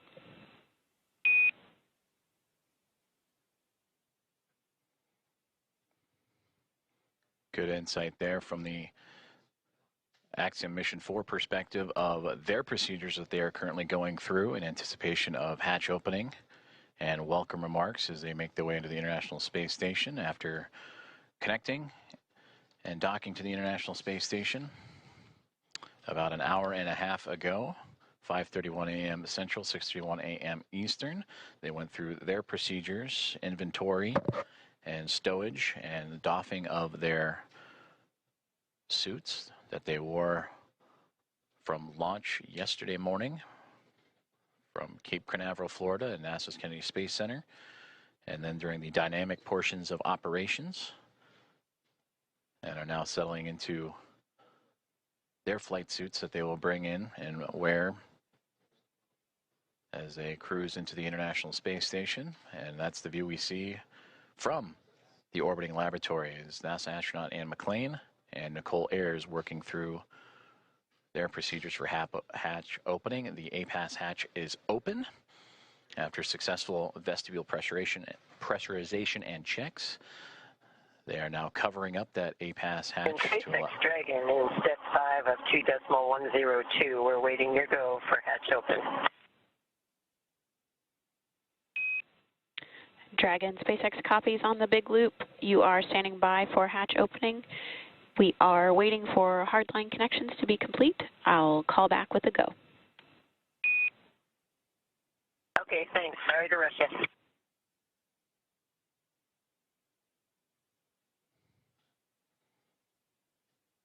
And there you heard Axiom Mission 4 Commander Peggy Whitson radioing down to the team at SpaceX. They are awaiting the go for hatch opening. I'd imagine the crew aboard the Dragon Gray spacecraft anxious and excited to float into the International Space Station for the very first time.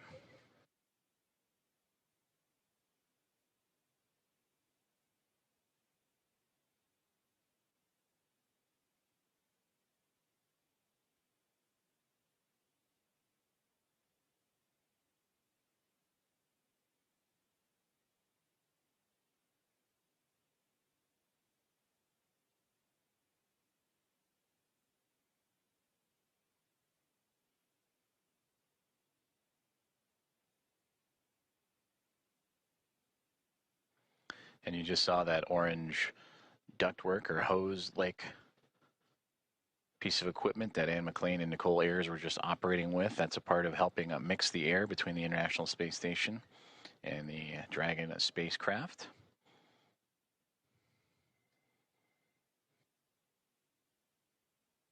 They'll continue to check some vent valves as well, so it just might be a little bit more time before we welcome the crew on board. But these final checks, again, critical to making sure that everything is good and sealed tight with no leaks and no issues, as Dragon Grace will be docked to the International Space Station for approximately the next 2 weeks.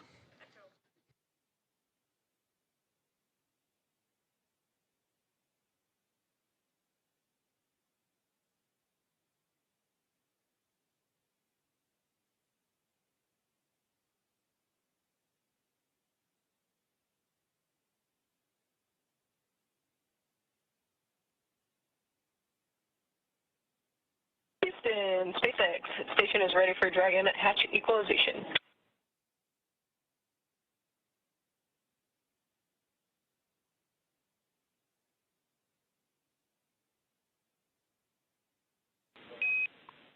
Houston, copy. Stand by.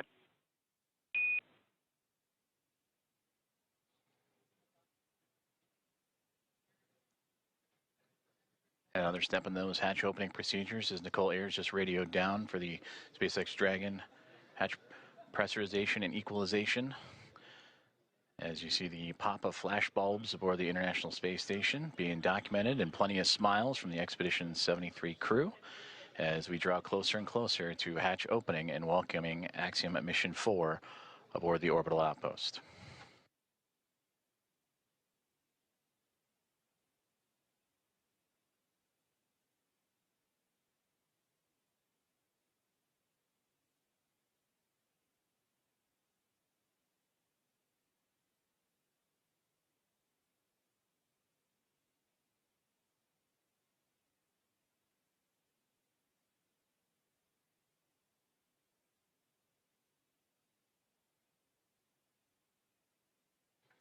Meanwhile, here on the ground inside NASA's Mission Control, the International Space Station Flight Control Room, anticipation also building up as the room starting to fill with NASA leadership as well as the Athena flight team continuing to work through the hatch opening procedures. Flight Director Allison Bollinger closely monitoring every step of the way as Nicole Ayers continuing to work through each checkpoint on her list. That's what you saw on the little tablet that she was referring to, making sure every step is covered as she has now floated back into the pressurized mating adapter across the APAS hatch. Station Houston on the big loop. We're still working some ground config actions before we're ready for equalization. In the meantime, can we get confirmation that the standoff cross went into the standoff cross bag? We were unable to tell from the video. It was in there when you guys called. Thanks. Copy, thanks.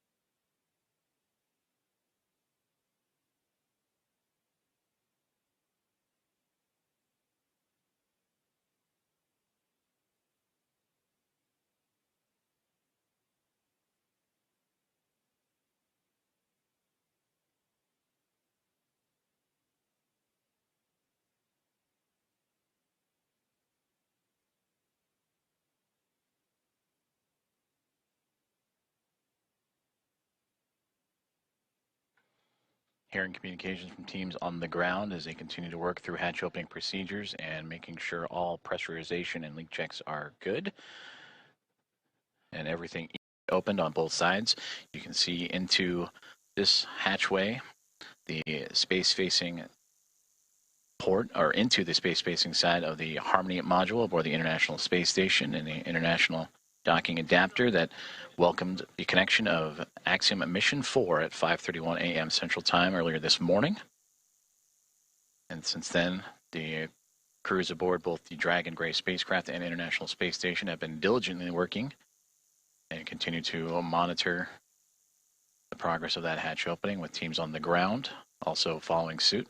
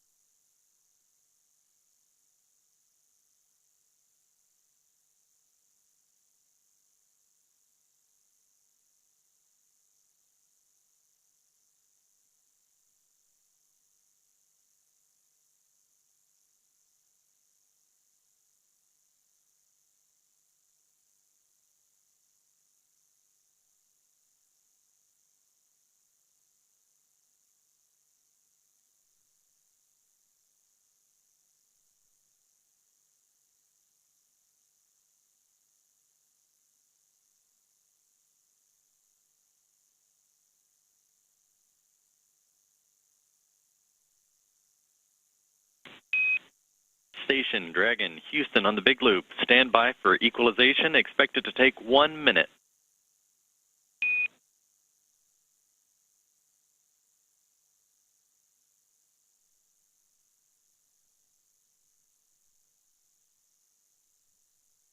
Station copies 1 minute.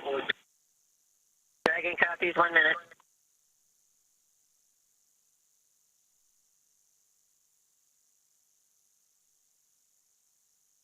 Great communications there from all teams here at NASA's Johnson Space Center and International Space Station Mission Control Room, teams in the SpaceX in Hawthorne, California, and everyone aboard the Dragon SpaceX Grace and Axiom Mission 4 and the International Space Station as we continue to march towards the hatch opening to welcome Axiom Mission 4 aboard the orbiting laboratory.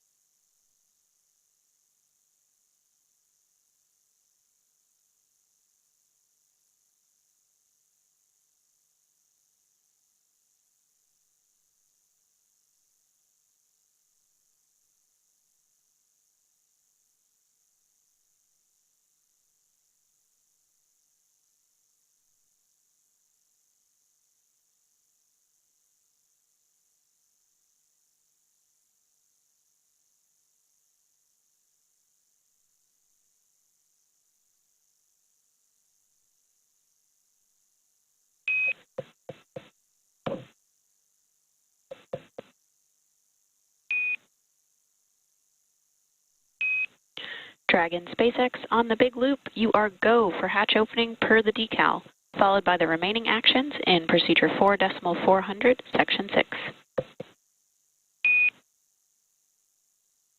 Dragon copies. Go for hatch open and remainder of steps in 4.400.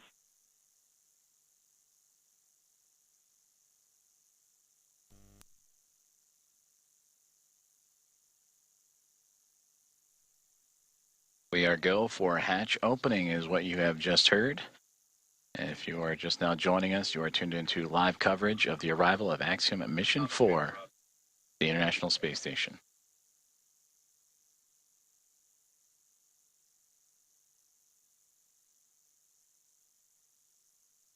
And SpaceX Dragon, hatch is coming open. SpaceX copies.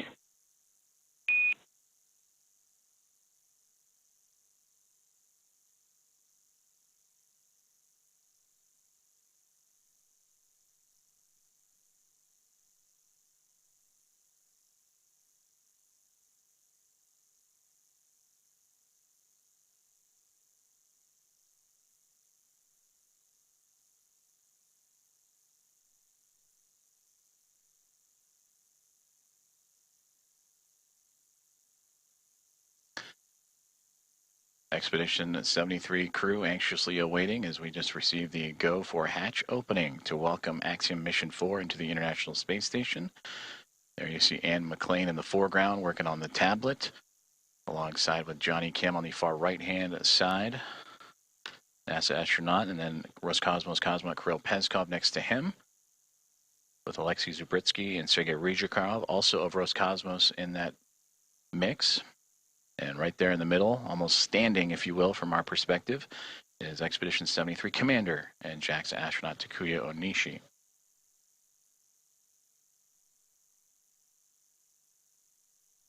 From this view, they are looking up. SpaceX Dragon, hatch is open at 12:14, and we're requesting the go for the LIO change.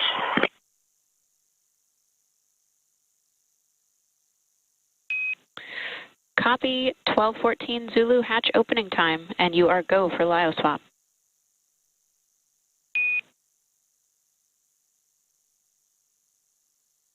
And there you heard that the hatch is open and confirmed at 7:14 a.m. Central Time, as the hatches are open between SpaceX Dragon Grace spacecraft and the International Space Station. Again, 7:14 a.m. Central, 8:14 a.m. Eastern.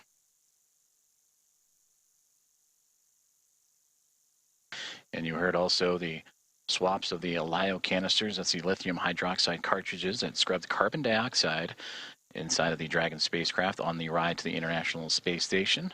Also, Nicole Ayers out of view, but if from this perspective, looking up, she is operating with the Axiom Mission 4 team to help refresh the air and cycle air between the two craft as they continue a few more procedures before floating across and into the orbiting laboratory for the first time.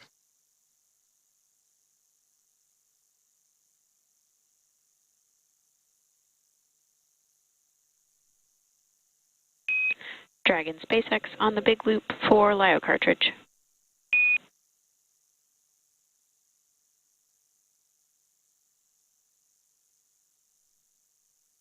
Go ahead for LIO cartridge. Just looking for clarification on your next action there. We're tracking LIO cartridge sealing per 2.102 step 6.5. Oh, okay. And in my procedure, I had for the instructions on the decal for section.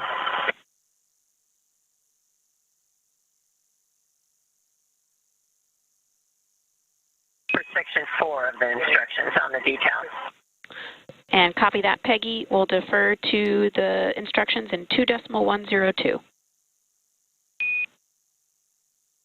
Okay, that's where we are.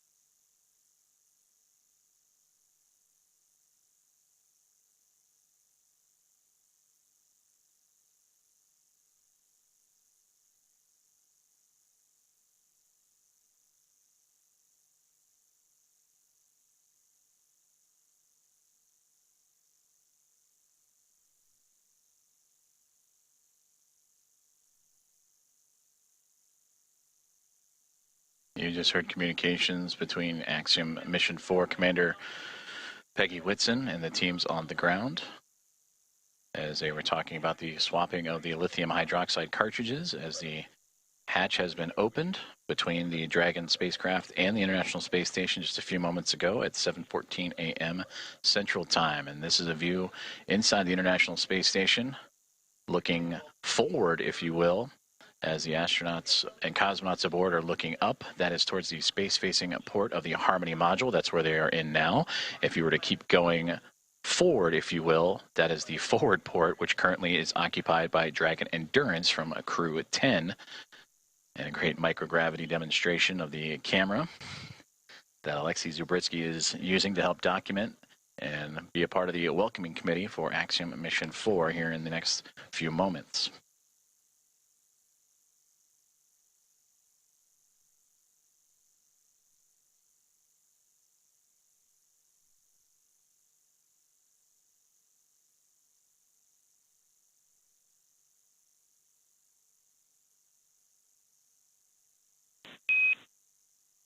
Dragon, Houston on the big loop. Just to confirm, we want to make sure IMV duct installation is complete before we do LiO cartridge sealing. Yes, the IMV duct installation is complete. My bad, I didn't get it reported. Houston copies.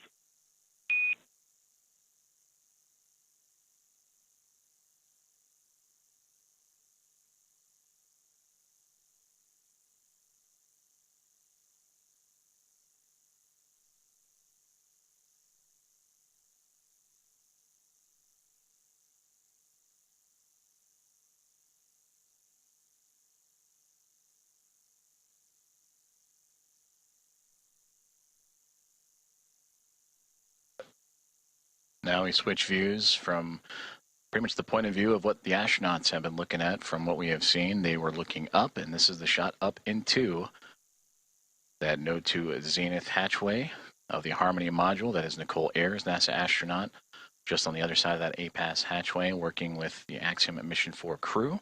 You heard them talking about IMV ducting and LiO cartridges. That IMV ducting helps mix the air of the International Space Station environment with the air inside of Dragon. And then also looking to seal up some of those lithium hydroxide cartridges that are used to scrub carbon dioxide from the air in the spacecraft on their journey to the International Space Station. And that journey started yesterday morning, 1:31 a.m. Central Time, 2:31 a.m. Eastern, as they would launch on the SpaceX Dragon, newly named Grace spacecraft, on a Falcon 9 rocket from Launch Pad 39A at NASA's Kennedy Space Center, and would chase down the International Space Station earlier this morning at 5:31, nearly 2 hours ago, 5:31 a.m. Central, 6:31 a.m. Eastern, a little bit more of a day's transit. Houston and SpaceX Dragon arrival configuration is complete.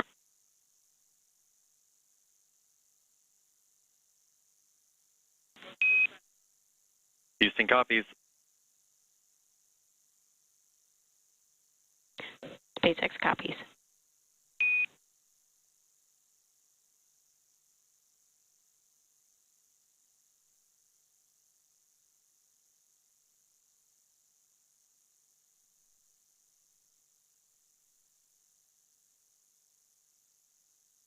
Continuing to target a welcome ceremony or welcome remarks in the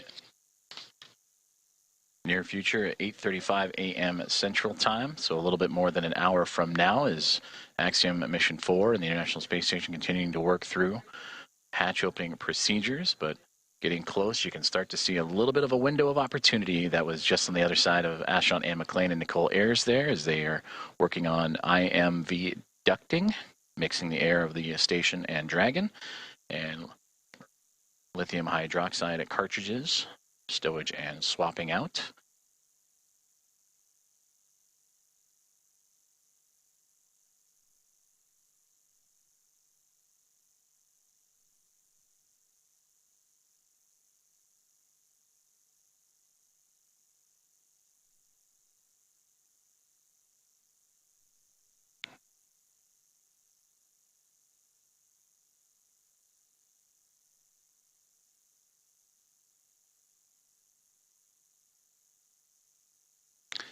So Anne McLean and Nicole Ayers are starting to clear out the hatchway, and we are going to see the first views of Axiom Mission 4.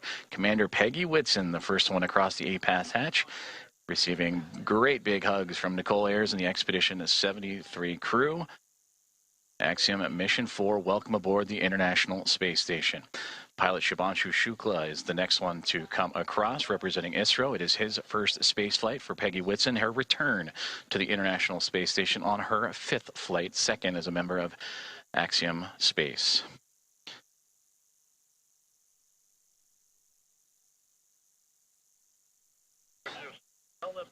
Sławomir Wisniewski of ESA, representing the nation of Poland. And their first visit to the International Space Station is next to cross the hatchway. And warm hugs all around. And applause breaking out here inside of Mission Control Houston and International Space Station Flight Control Room. And Tibor Kapu, the fourth and final member of Axiom Mission 4, representing Hunor and the nation of Hungary. Their first visit to the International Space Station as well.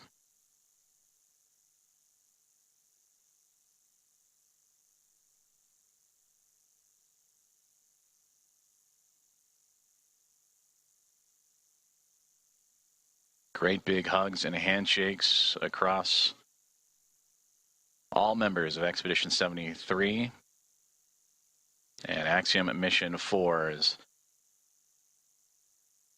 Anne McLean and Nicole Ayers of NASA, along with Johnny Kim, Kirill Peskov, Sergei Ryzhikov, and Alexei Zabritsky of Roscosmos, and Takuya Onishi, commander of Expedition 73 and of JAXA, with handshakes and hugs for Peggy Whitson, Shubhanshu Shukla, Sławomir Wisniewski, and Tibor Kapu. And with their arrival to the International Space Station, that now makes 288 visitors to the orbiting laboratory.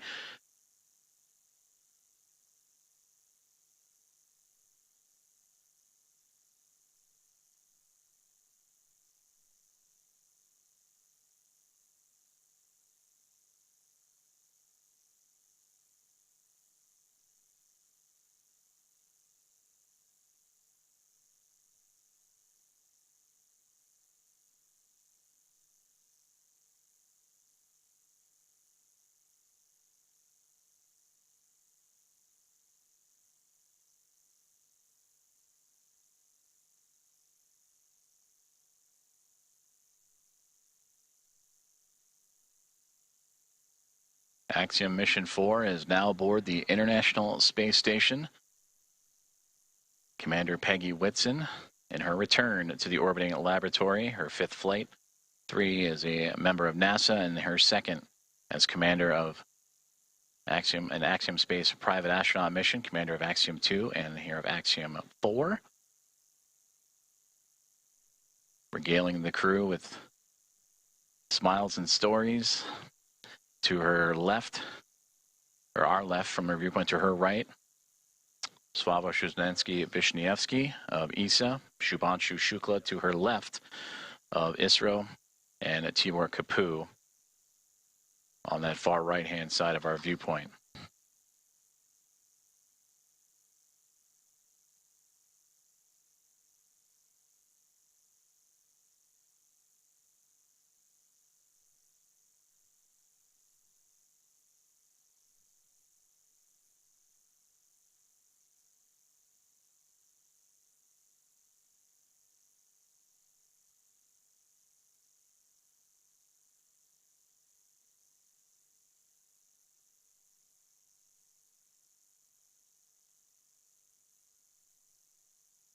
The crew is safely aboard the International Space Station. Welcome again to Axiom Mission 4. And we are continuing to target a formal welcome remark from the crew and being joined by the Expedition 73 team as well. That'll be at approximately 8:35 a.m. Central Time.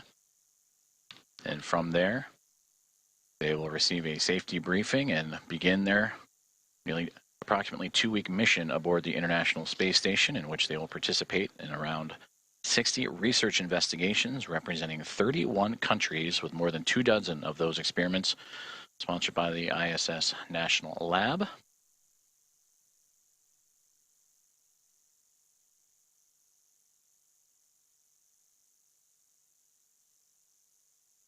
And there they all are, waving back at our coverage here inside of the International Space Station Flight Control Room. Station Houston on 2. Thanks for the wave. Great to see everybody.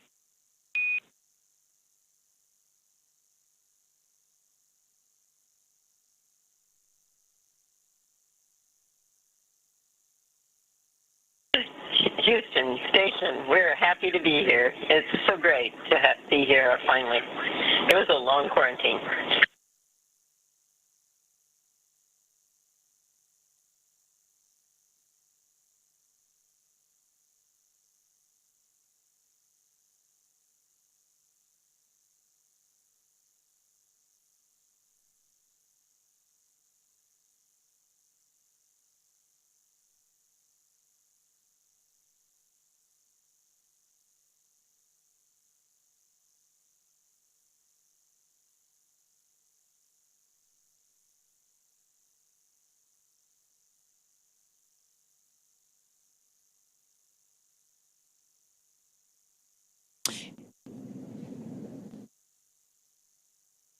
And with the crew now in the space station, we're going to wrap up our portion of the live joint coverage from Hawthorne. It's been an honor to support Axiom Mission 4 thus far, and we wish the crew a successful time on the space station. We're, of course, also looking forward to joining AX4 again when it's time to return home. Ronnie, from launch to docking, it has been an absolute pleasure sharing this desk with you. What has been years in the making for India, Poland, and Hungary is now well underway. Axiom Space and NASA's joint coverage will continue from here through to the welcome ceremony as Peggy, Shubhanshu, Sławomir, and Tibor start their 2 weeks aboard the orbiting laboratory. Over the course of our crew's time on station, we will be producing mission updates from Axiom Space's own space station development facility in Houston, Texas. So we invite you to follow the progress of AX4 on axiomspace.com and through Axiom Space's social media channels. So with that, on behalf of SpaceX, Axiom Space, and NASA, thank you all for tuning in to watch. While our stream on X is coming to a close, coverage of the welcome ceremony now continues on NASA Plus, axiom.space/live, and Axiom Space's social channels. With that, we'll turn it back over to you, Joseph. Have a great morning, everyone, and go AX4. Go AX4. Thank you very much, Paul and Ronnie, and thank you for joining us on this morning's broadcast as we continue on with our live coverage of the arrival of Axiom Mission 4 to the International Space Station, the fourth private astronaut mission to arrive to the orbital outpost and the first since January of 2024. We just saw the crew of 4, including Commander Peggy Whitson, Shubhanshu Shukla, pilot of ISRO, Sławomir Vishnevsky, and Tibor Kapu of ESA and HUNORT, respectively, crossed the hatchway and into the orbital outpost for the very first time. We're continuing to follow along as we'll wait for the formal welcoming remarks that are currently scheduled for roughly 8:35 a.m. Central Time, so a little bit more than an hour to go as the crew continues to settle in. After you heard the remarks from Peggy Whitson mentioning the long quarantine, the ride up, which took a little bit more than a day's time to do so, as the teams here in the International Space Station Flight Control Room and special guests in the viewing room at the back of your screen on hand to witness this special moment and also to be a part of a handover period as the Orbit 1 team wrapping up their day's work, which certainly was busy. That saw the multiple burns as the Dragon spacecraft named Grace would continue its transit to catch up to the International Space Station and ultimately docking at 5:31 a.m. Central Time with that initial contact. The soft capture turned to hard capture and mating. Hatch opening procedures took about 2 hours or so to complete, with teams on both sides inside the Dragon spacecraft and the International Space Station meticulously checking for leaks and going through each procedure step by step before that moment we just had a couple moments ago at 7:14 a.m. Central Time, in which the hatch was opened and the astronauts of Axiom Mission 4 floated on through to the International Space Station. We're currently experiencing a transition in communications satellites. That's nominal and to be expected, so we will bring you back those views inside the International Space Station once we have them. But again, the teams here inside of the International Space Station Flight Control Room. Orbit 1 team wrapping up a great day's of work, or great morning's work, that saw 4 new members join the orbital outpost to bring up the attendance to now 11.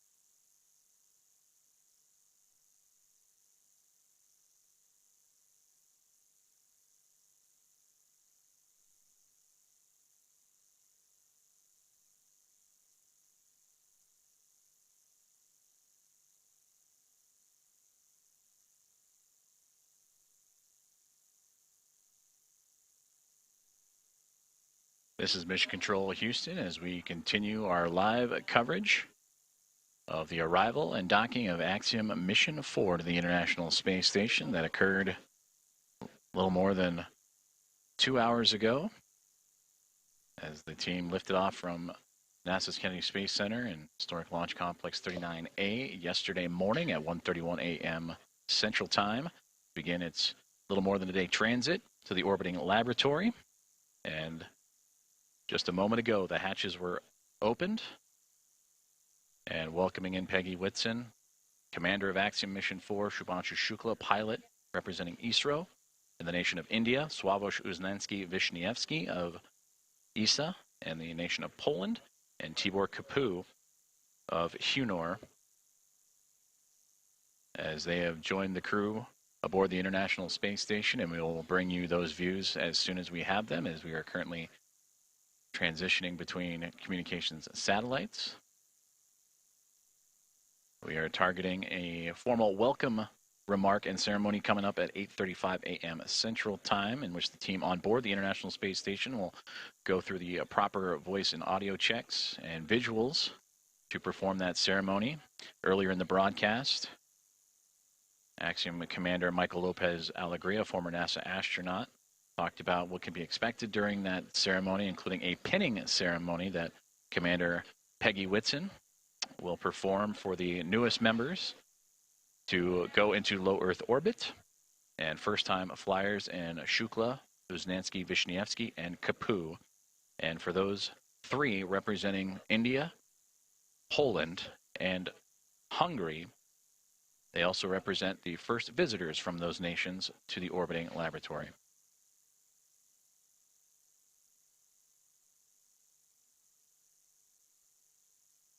You're currently seeing live views inside of the International Space Station Flight Control Room as the teams on the ground here in Houston are currently undertaking a handover period over at Orbit 1 team that had the early morning hours and monitored Dragon's approach and docking. We'll hand over to the Orbit 2 team, which will then take over for their shift of the day.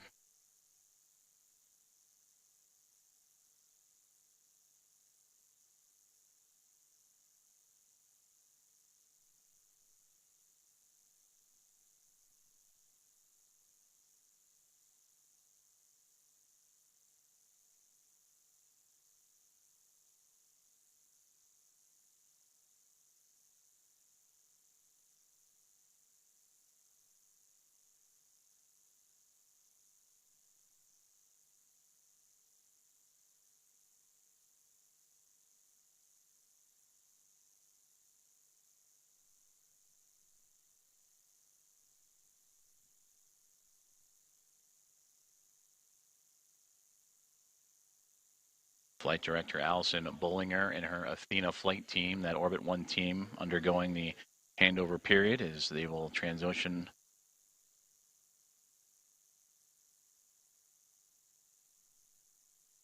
to the Orbit 2 squad, as we'll continue to follow along with live commentary and updates leading into the welcome ceremony and opening remarks on the arrival of Axiom at Mission 4.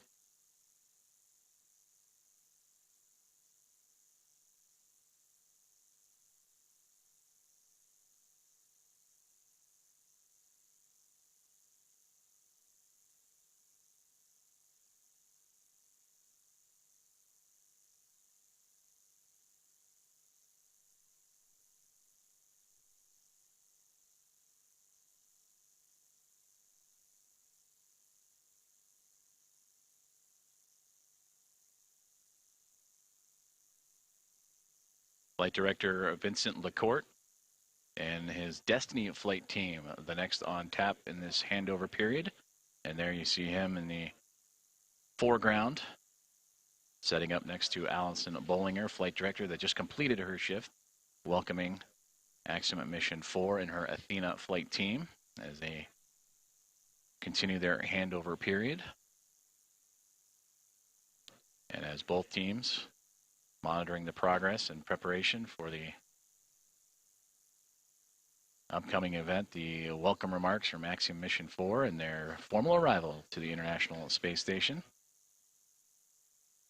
And plenty of smiles and laughter throughout the room after a successful docking that occurred about 2 hours and change from now. And that was at 5:31 a.m. Central Time, in which the Dragon Grace spacecraft, soft capture, then hard capture, connected to the International Space Station and its space-facing port on the Harmony module.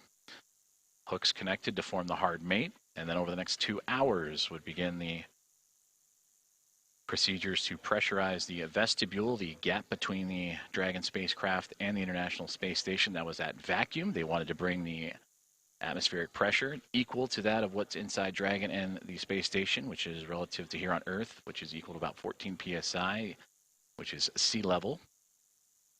And once that was able to be accomplished, the APAS hatch on the space station end was open, shortly there followed by the pressurization and opening of the Dragon hatch.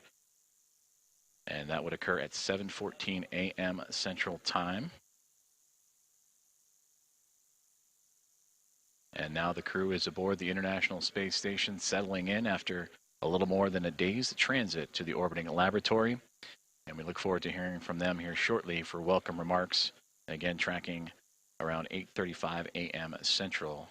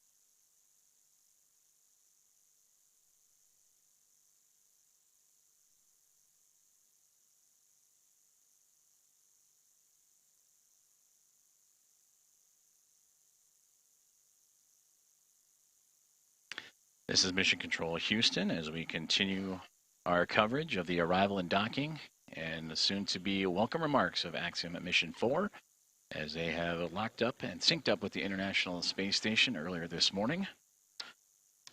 And the crew of 4 have since floated aboard the International Space Station, bringing up its population from the Expedition 73 crew of 7 to now a total of 11. And we will hear from Commander Peggy Whitson, pilot Shubhanshu Shukla, mission specialist Sławomir Uznansky-Wiśniewski, and mission specialist Tipu Kapoor here shortly. We are continuing a handover period. The Orbit 1 team, the Athena flight led by Flight Director Allison Bollinger, handing over to Vincent McCourt, and the Destiny flight team, that'll be completed here in just a few moments.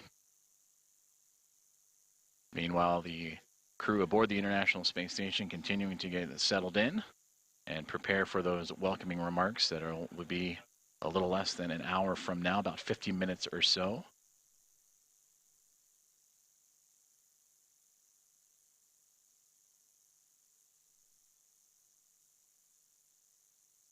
The Axiom Mission 4 team that just arrived and entered the International Space Station shortly after the opening remarks will settle in and recover, and soon to get to work as they will participate in around 60 science investigations representing 31 countries, more than 24 of those experiments sponsored by the ISS National Lab. They'll also participate in a wealth of outreach activities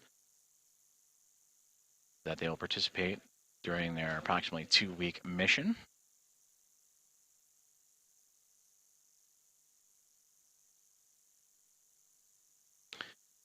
Starting with Axiom Mission 1 and now through Axiom Mission 4, the International Space Station has now welcomed 14 private astronaut crew members representing 11 different nations aboard the International Space Station, showcasing how private astronaut missions expand access to low Earth orbit, commercial space, and the space station, and bring that access for more nations, people, and opportunities.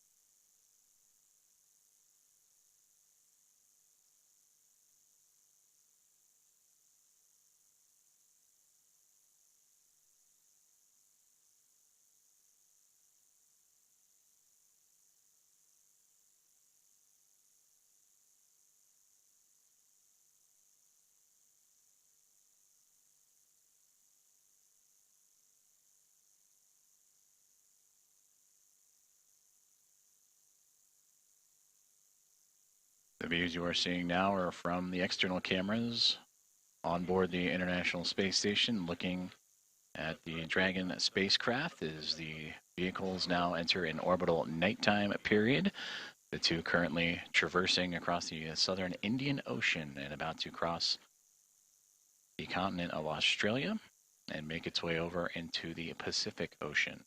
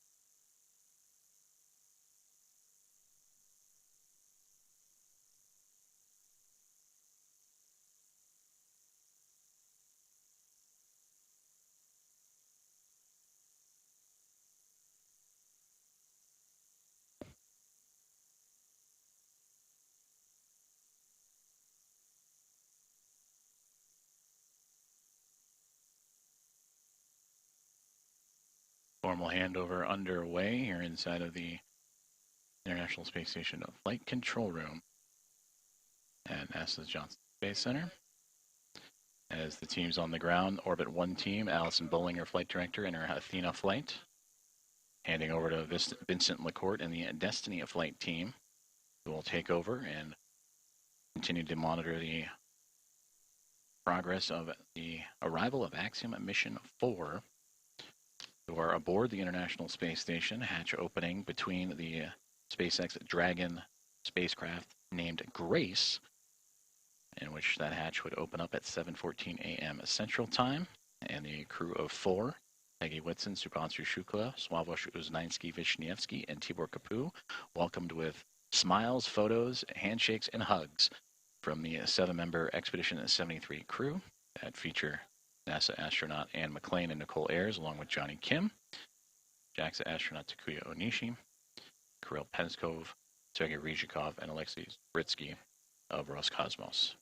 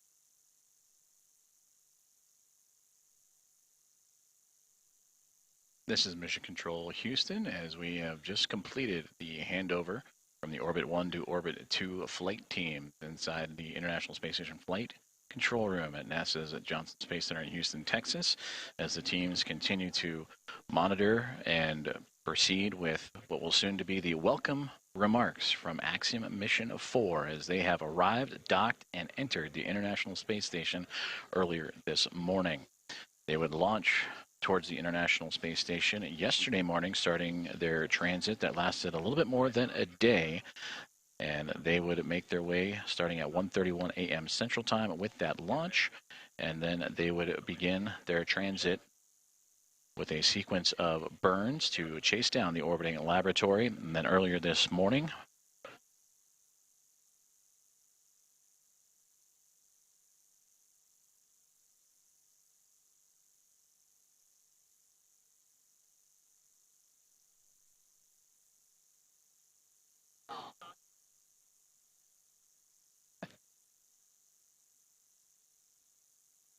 and pausing there for the final remarks from Flight Director Alison Bollinger, who oversaw today's docking of the Dragon spacecraft, aptly named Grace. And she said graceful docking for the craft to the International Space Station in the space-facing or zenith port of the Harmony module. And that contact would occur at 5:31 a.m. Central Time earlier this morning. And then the hatchways would then take about the next 2 hours or so to make sure all leak checks and inspections were performed step by step for both the teams inside the Dragon spacecraft and Axiom Mission 4, as well as the Expedition 73 crew aboard the International Space Station. And then the hatchways would open up to allow the crew to come on board. That would occur at just after the 7 o'clock hour at 7:14 a.m. Central Time that the hatchway would open. And Peggy Whitson, commander of Axiom Mission 4. I see you, Johnny, and if you were trying to call and she would lead the charge. It'll be her return to the International Space Station after commanding Axiom Mission 2, but also her 5th overall flight, 3 previous before Axiom as a member of the NASA Astronaut Corps and key missions to the International Space Station. I can do the CNN voice check now if you'd like. From there, check in with PAO to see if they're ready.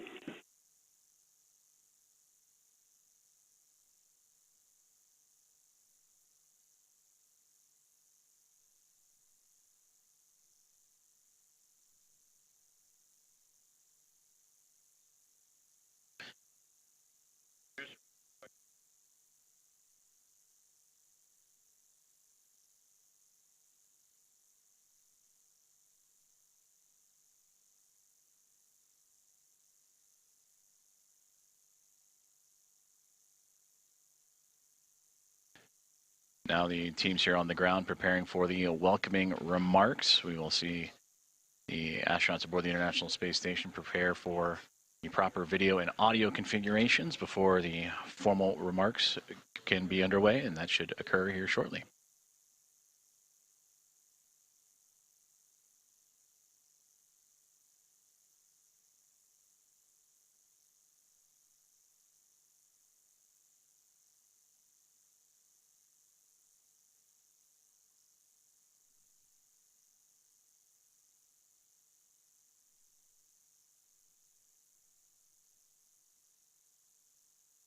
Station, Houston on Space Ground 2 for Johnny. Hey, we're rerouting video. Give us a couple minutes and then we'll let you know. But we're getting ready for a CNN voice check shortly. Roger, sounds good. Thanks. This is Mission Control Houston as we continue to prepare for the welcome remarks from Axiom Mission 4, communications between the teams here in the International Space Station Flight Control Room, preparing to configure the appropriate cameras and audio to accomplish that welcome remark, as Axiom Mission 4 again has arrived to the International Space Station after a little more than a day's transit. This welcome ceremony will feature Commander Peggy Whitson, pilot Shubhanshu Shukla, Sławosz Uznański-Wisniewski, and Tibor Kapu, all of the Axiom Mission 4 cadre, and also all members of the Expedition 73 crew. The 7 of them added to the 4 of Axiom Mission 4 to bring the population of the International Space Station to 11.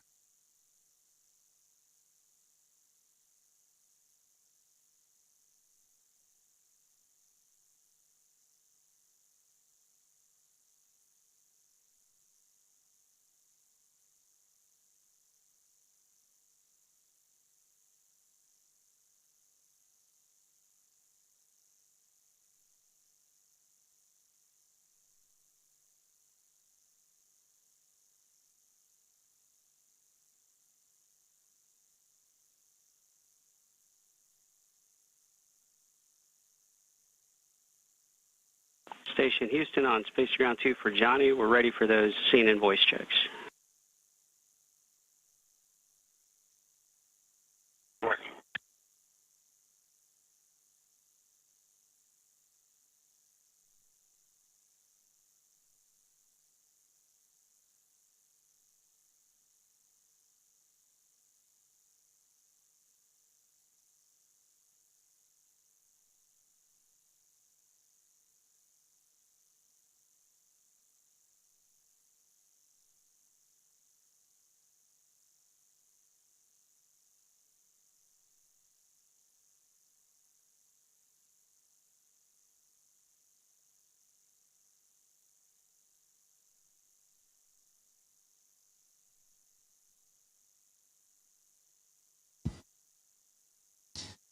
Houston 10 count 10, 9, 8, 7, 6, 5, 4, 3, 2, 1.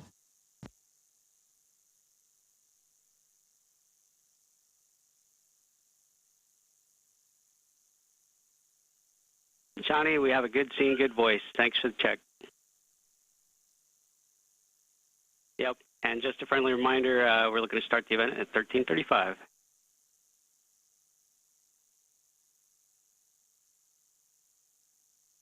Okay, 35 after, thanks.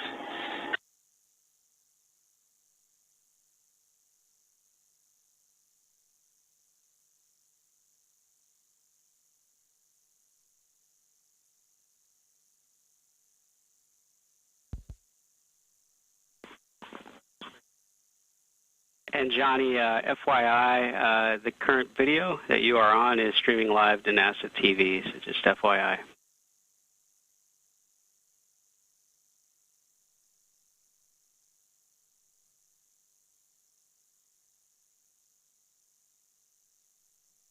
Roger, it's okay if I turn it off and then turn it on a few minutes at 4:35? Sounds good. You can do that.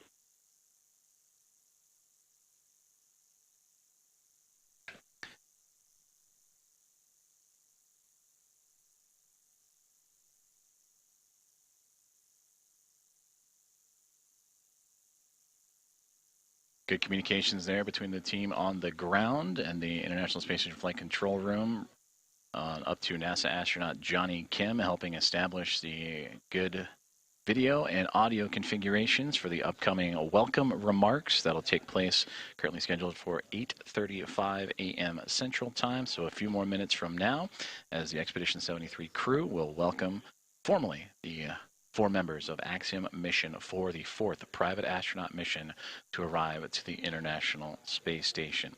They would arrive on the SpaceX Dragon spacecraft named Grace, and that would occur earlier this morning, and then ultimately go through the hatchway and pressure checks and to ultimately allow them to cross over from the Dragon spacecraft and into the International Space Station. And that docking would occur at 5:31 a.m. Central Time for that soft capture. It would take about 2 hours or so to make sure the leaks and everything was safe to proceed. The pressurization between the International Space Station and the Dragon spacecraft were equal, and allowing for the hatchway to be opened and then welcoming in Commander of Axiom Mission 4, Peggy Whitson, Shubhanshu Shukla, pilot representing ISRO and the nation of India, Sławosz Uznański-Wiśniewski of ESA and the nation of Poland, and Tibor Kapu of Hunor and the nation of Hungary. They would cross over the APAS hatch starting at 7:14 a.m. Central Time. And for Shukla, Uznansky, Vishnevsky, and Kapoor, representing again India, Poland, and Hungary, it is those nations' very first visits to the orbiting laboratory. So we'll continue with live coverage of the welcome remarks that will again be taking place in about 25 minutes or so, as Johnny Kim and the team were able to configure the cameras and audio appropriately. And again, that now 11-person International Space Station will come on camera and welcome in the newly arrived Axiom Mission 4 crew.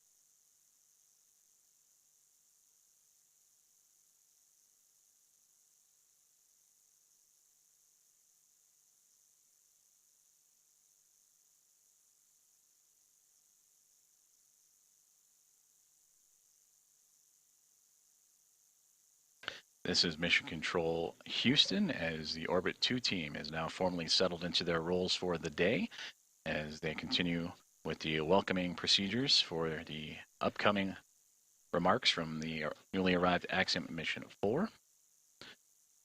Flight Director Vincent McCourt and the Destiny flight team have now taken over, and will continue to work through as the Axiom Mission 4 crew begin their unpacking procedures and get to settle in aboard the International Space Station, the now orbiting lab with 11 members on board, currently in their midday meals and midday processes of their workday before transitioning into the back half of their day and then settling in for what will be a good night's sleep after a very eventful morning for us here in Houston, Texas, as well as those that followed along in the Joint Operations teams in both Axiom Space, also here in Houston, and SpaceX in Hawthorne, California.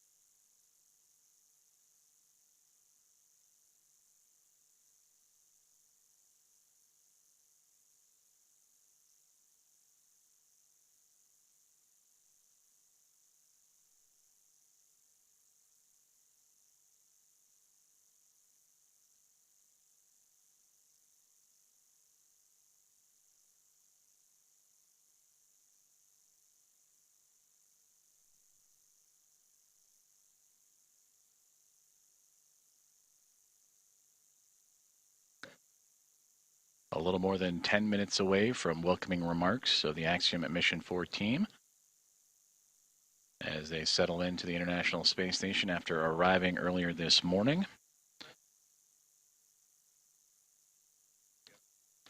Docking to the International Space Station occurred at 5:31 a.m. Central Time, and then roughly 2 hours later, the hatches would open to welcome in the 4-person crew to join the Expedition at 73 team. And that welcoming remarks will feature all now 11 members of the crew on board, and the first remarks from first-time flyers and Axiom Mission 4 pilot Shubhanshu Shukla, Sławomir Uznansky-Vishnevsky, mission specialist, and also mission specialist Tibor Kapoor.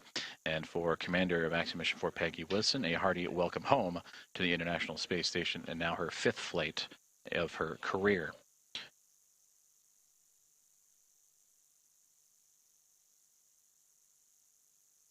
For Peggy Whitson, The most experienced U.S. astronaut in history began this mission with 675 days under her belt, 9th all-time, but will continue to add to those incredible historical numbers as the Axiom Mission 4 and its crew will proceed with an approximately 2-week mission aboard the orbiting laboratory, performing outreach events and research investigations, participating in around 60 of those investigations, representing 31 different countries.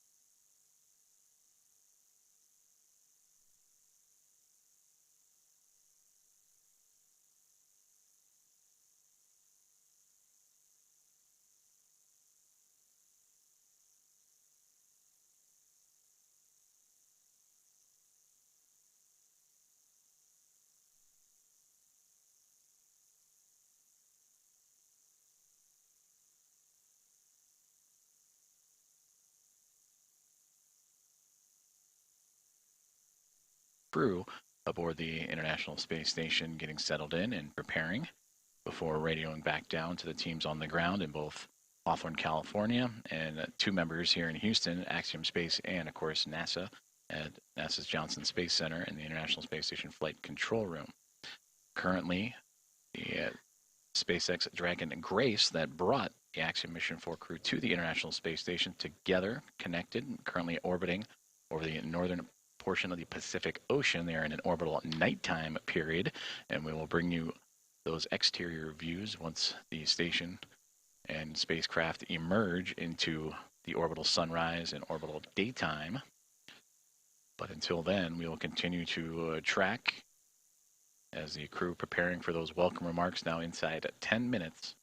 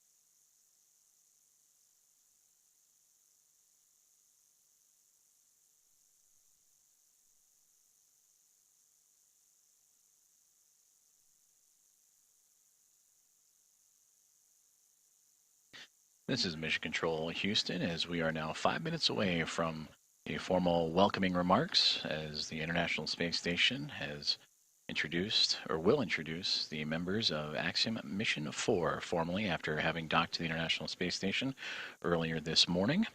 They would dock to the orbital outpost at 5:31 a.m. Central. After pressurization and leak checks would occur on both sides for both the teams inside the Dragon Grace spacecraft and inside the International Space Station, the hatches would be open to welcome in the 4-person crew at 7:14 a.m. And we are now tracking for an 8:35 a.m. Central Time welcome remark. So a little bit more than a few more minutes away as the teams aboard the International Space Station currently settling in. It is the midway point of their day today after they were pressed into action early, as the arrival of Dragon would have them press right into their daily activations. For NASA astronaut Nicole Ayers and Ann McLean, they would oversee and monitor the progress of the Dragon spacecraft to the orbiting laboratory and execute those hatch opening ceremonies or procedures, and then of course all 11 members of Expedition. ദൃശ്യമാധ്യമരംഗത്തെ ചരിത്രം തിരുത്തിക്കുറിച്ച വാർത്താ channel, പരസ്യങ്ങളില്ലാത്ത, വാണിജ്യ താല്പര്യങ്ങളില്ലാത്ത മലയാളത്തിലെ ഒരേയൊരു വാർത്താ channel Shekinah news. ആത്മീയ ശുശ്രൂഷകളുടെ തത്സമയ സംരക്ഷണങ്ങൾ ഈ ചാനലിന്റെ മാത്രം പ്രത്യേകത. ആനുകാലിക വിഷയങ്ങളിൽ ശക്തമായ ഇടപെടലുകൾ നടത്തി ക്രൈസ്തവ മൂല്യങ്ങളിൽ അടിയുറച്ചു നിന്നുള്ള മാധ്യമ പ്രവർത്തനവുമായി ധീരതയോടെ സത്യത്തിന്റെ പക്ഷം ചേർന്ന് നിന്നുള്ള വാർത്തകളും പ്രോഗ്രാമുകളും ഉൾപ്പെടുത്തി സത്യത്തിന്റെ സാക്ഷ്യമായി മുന്നേറുന്ന ഷെക്കീന മാധ്യമ ശുശ്രൂഷകൾക്ക് താങ്ങാകാൻ നിങ്ങൾ തയ്യാറല്ലേ? ഞങ്ങളെ ബന്ധപ്പെടുക. Phone number 7510697439. Email shekinahsma@gmail.com. Support Shekinah.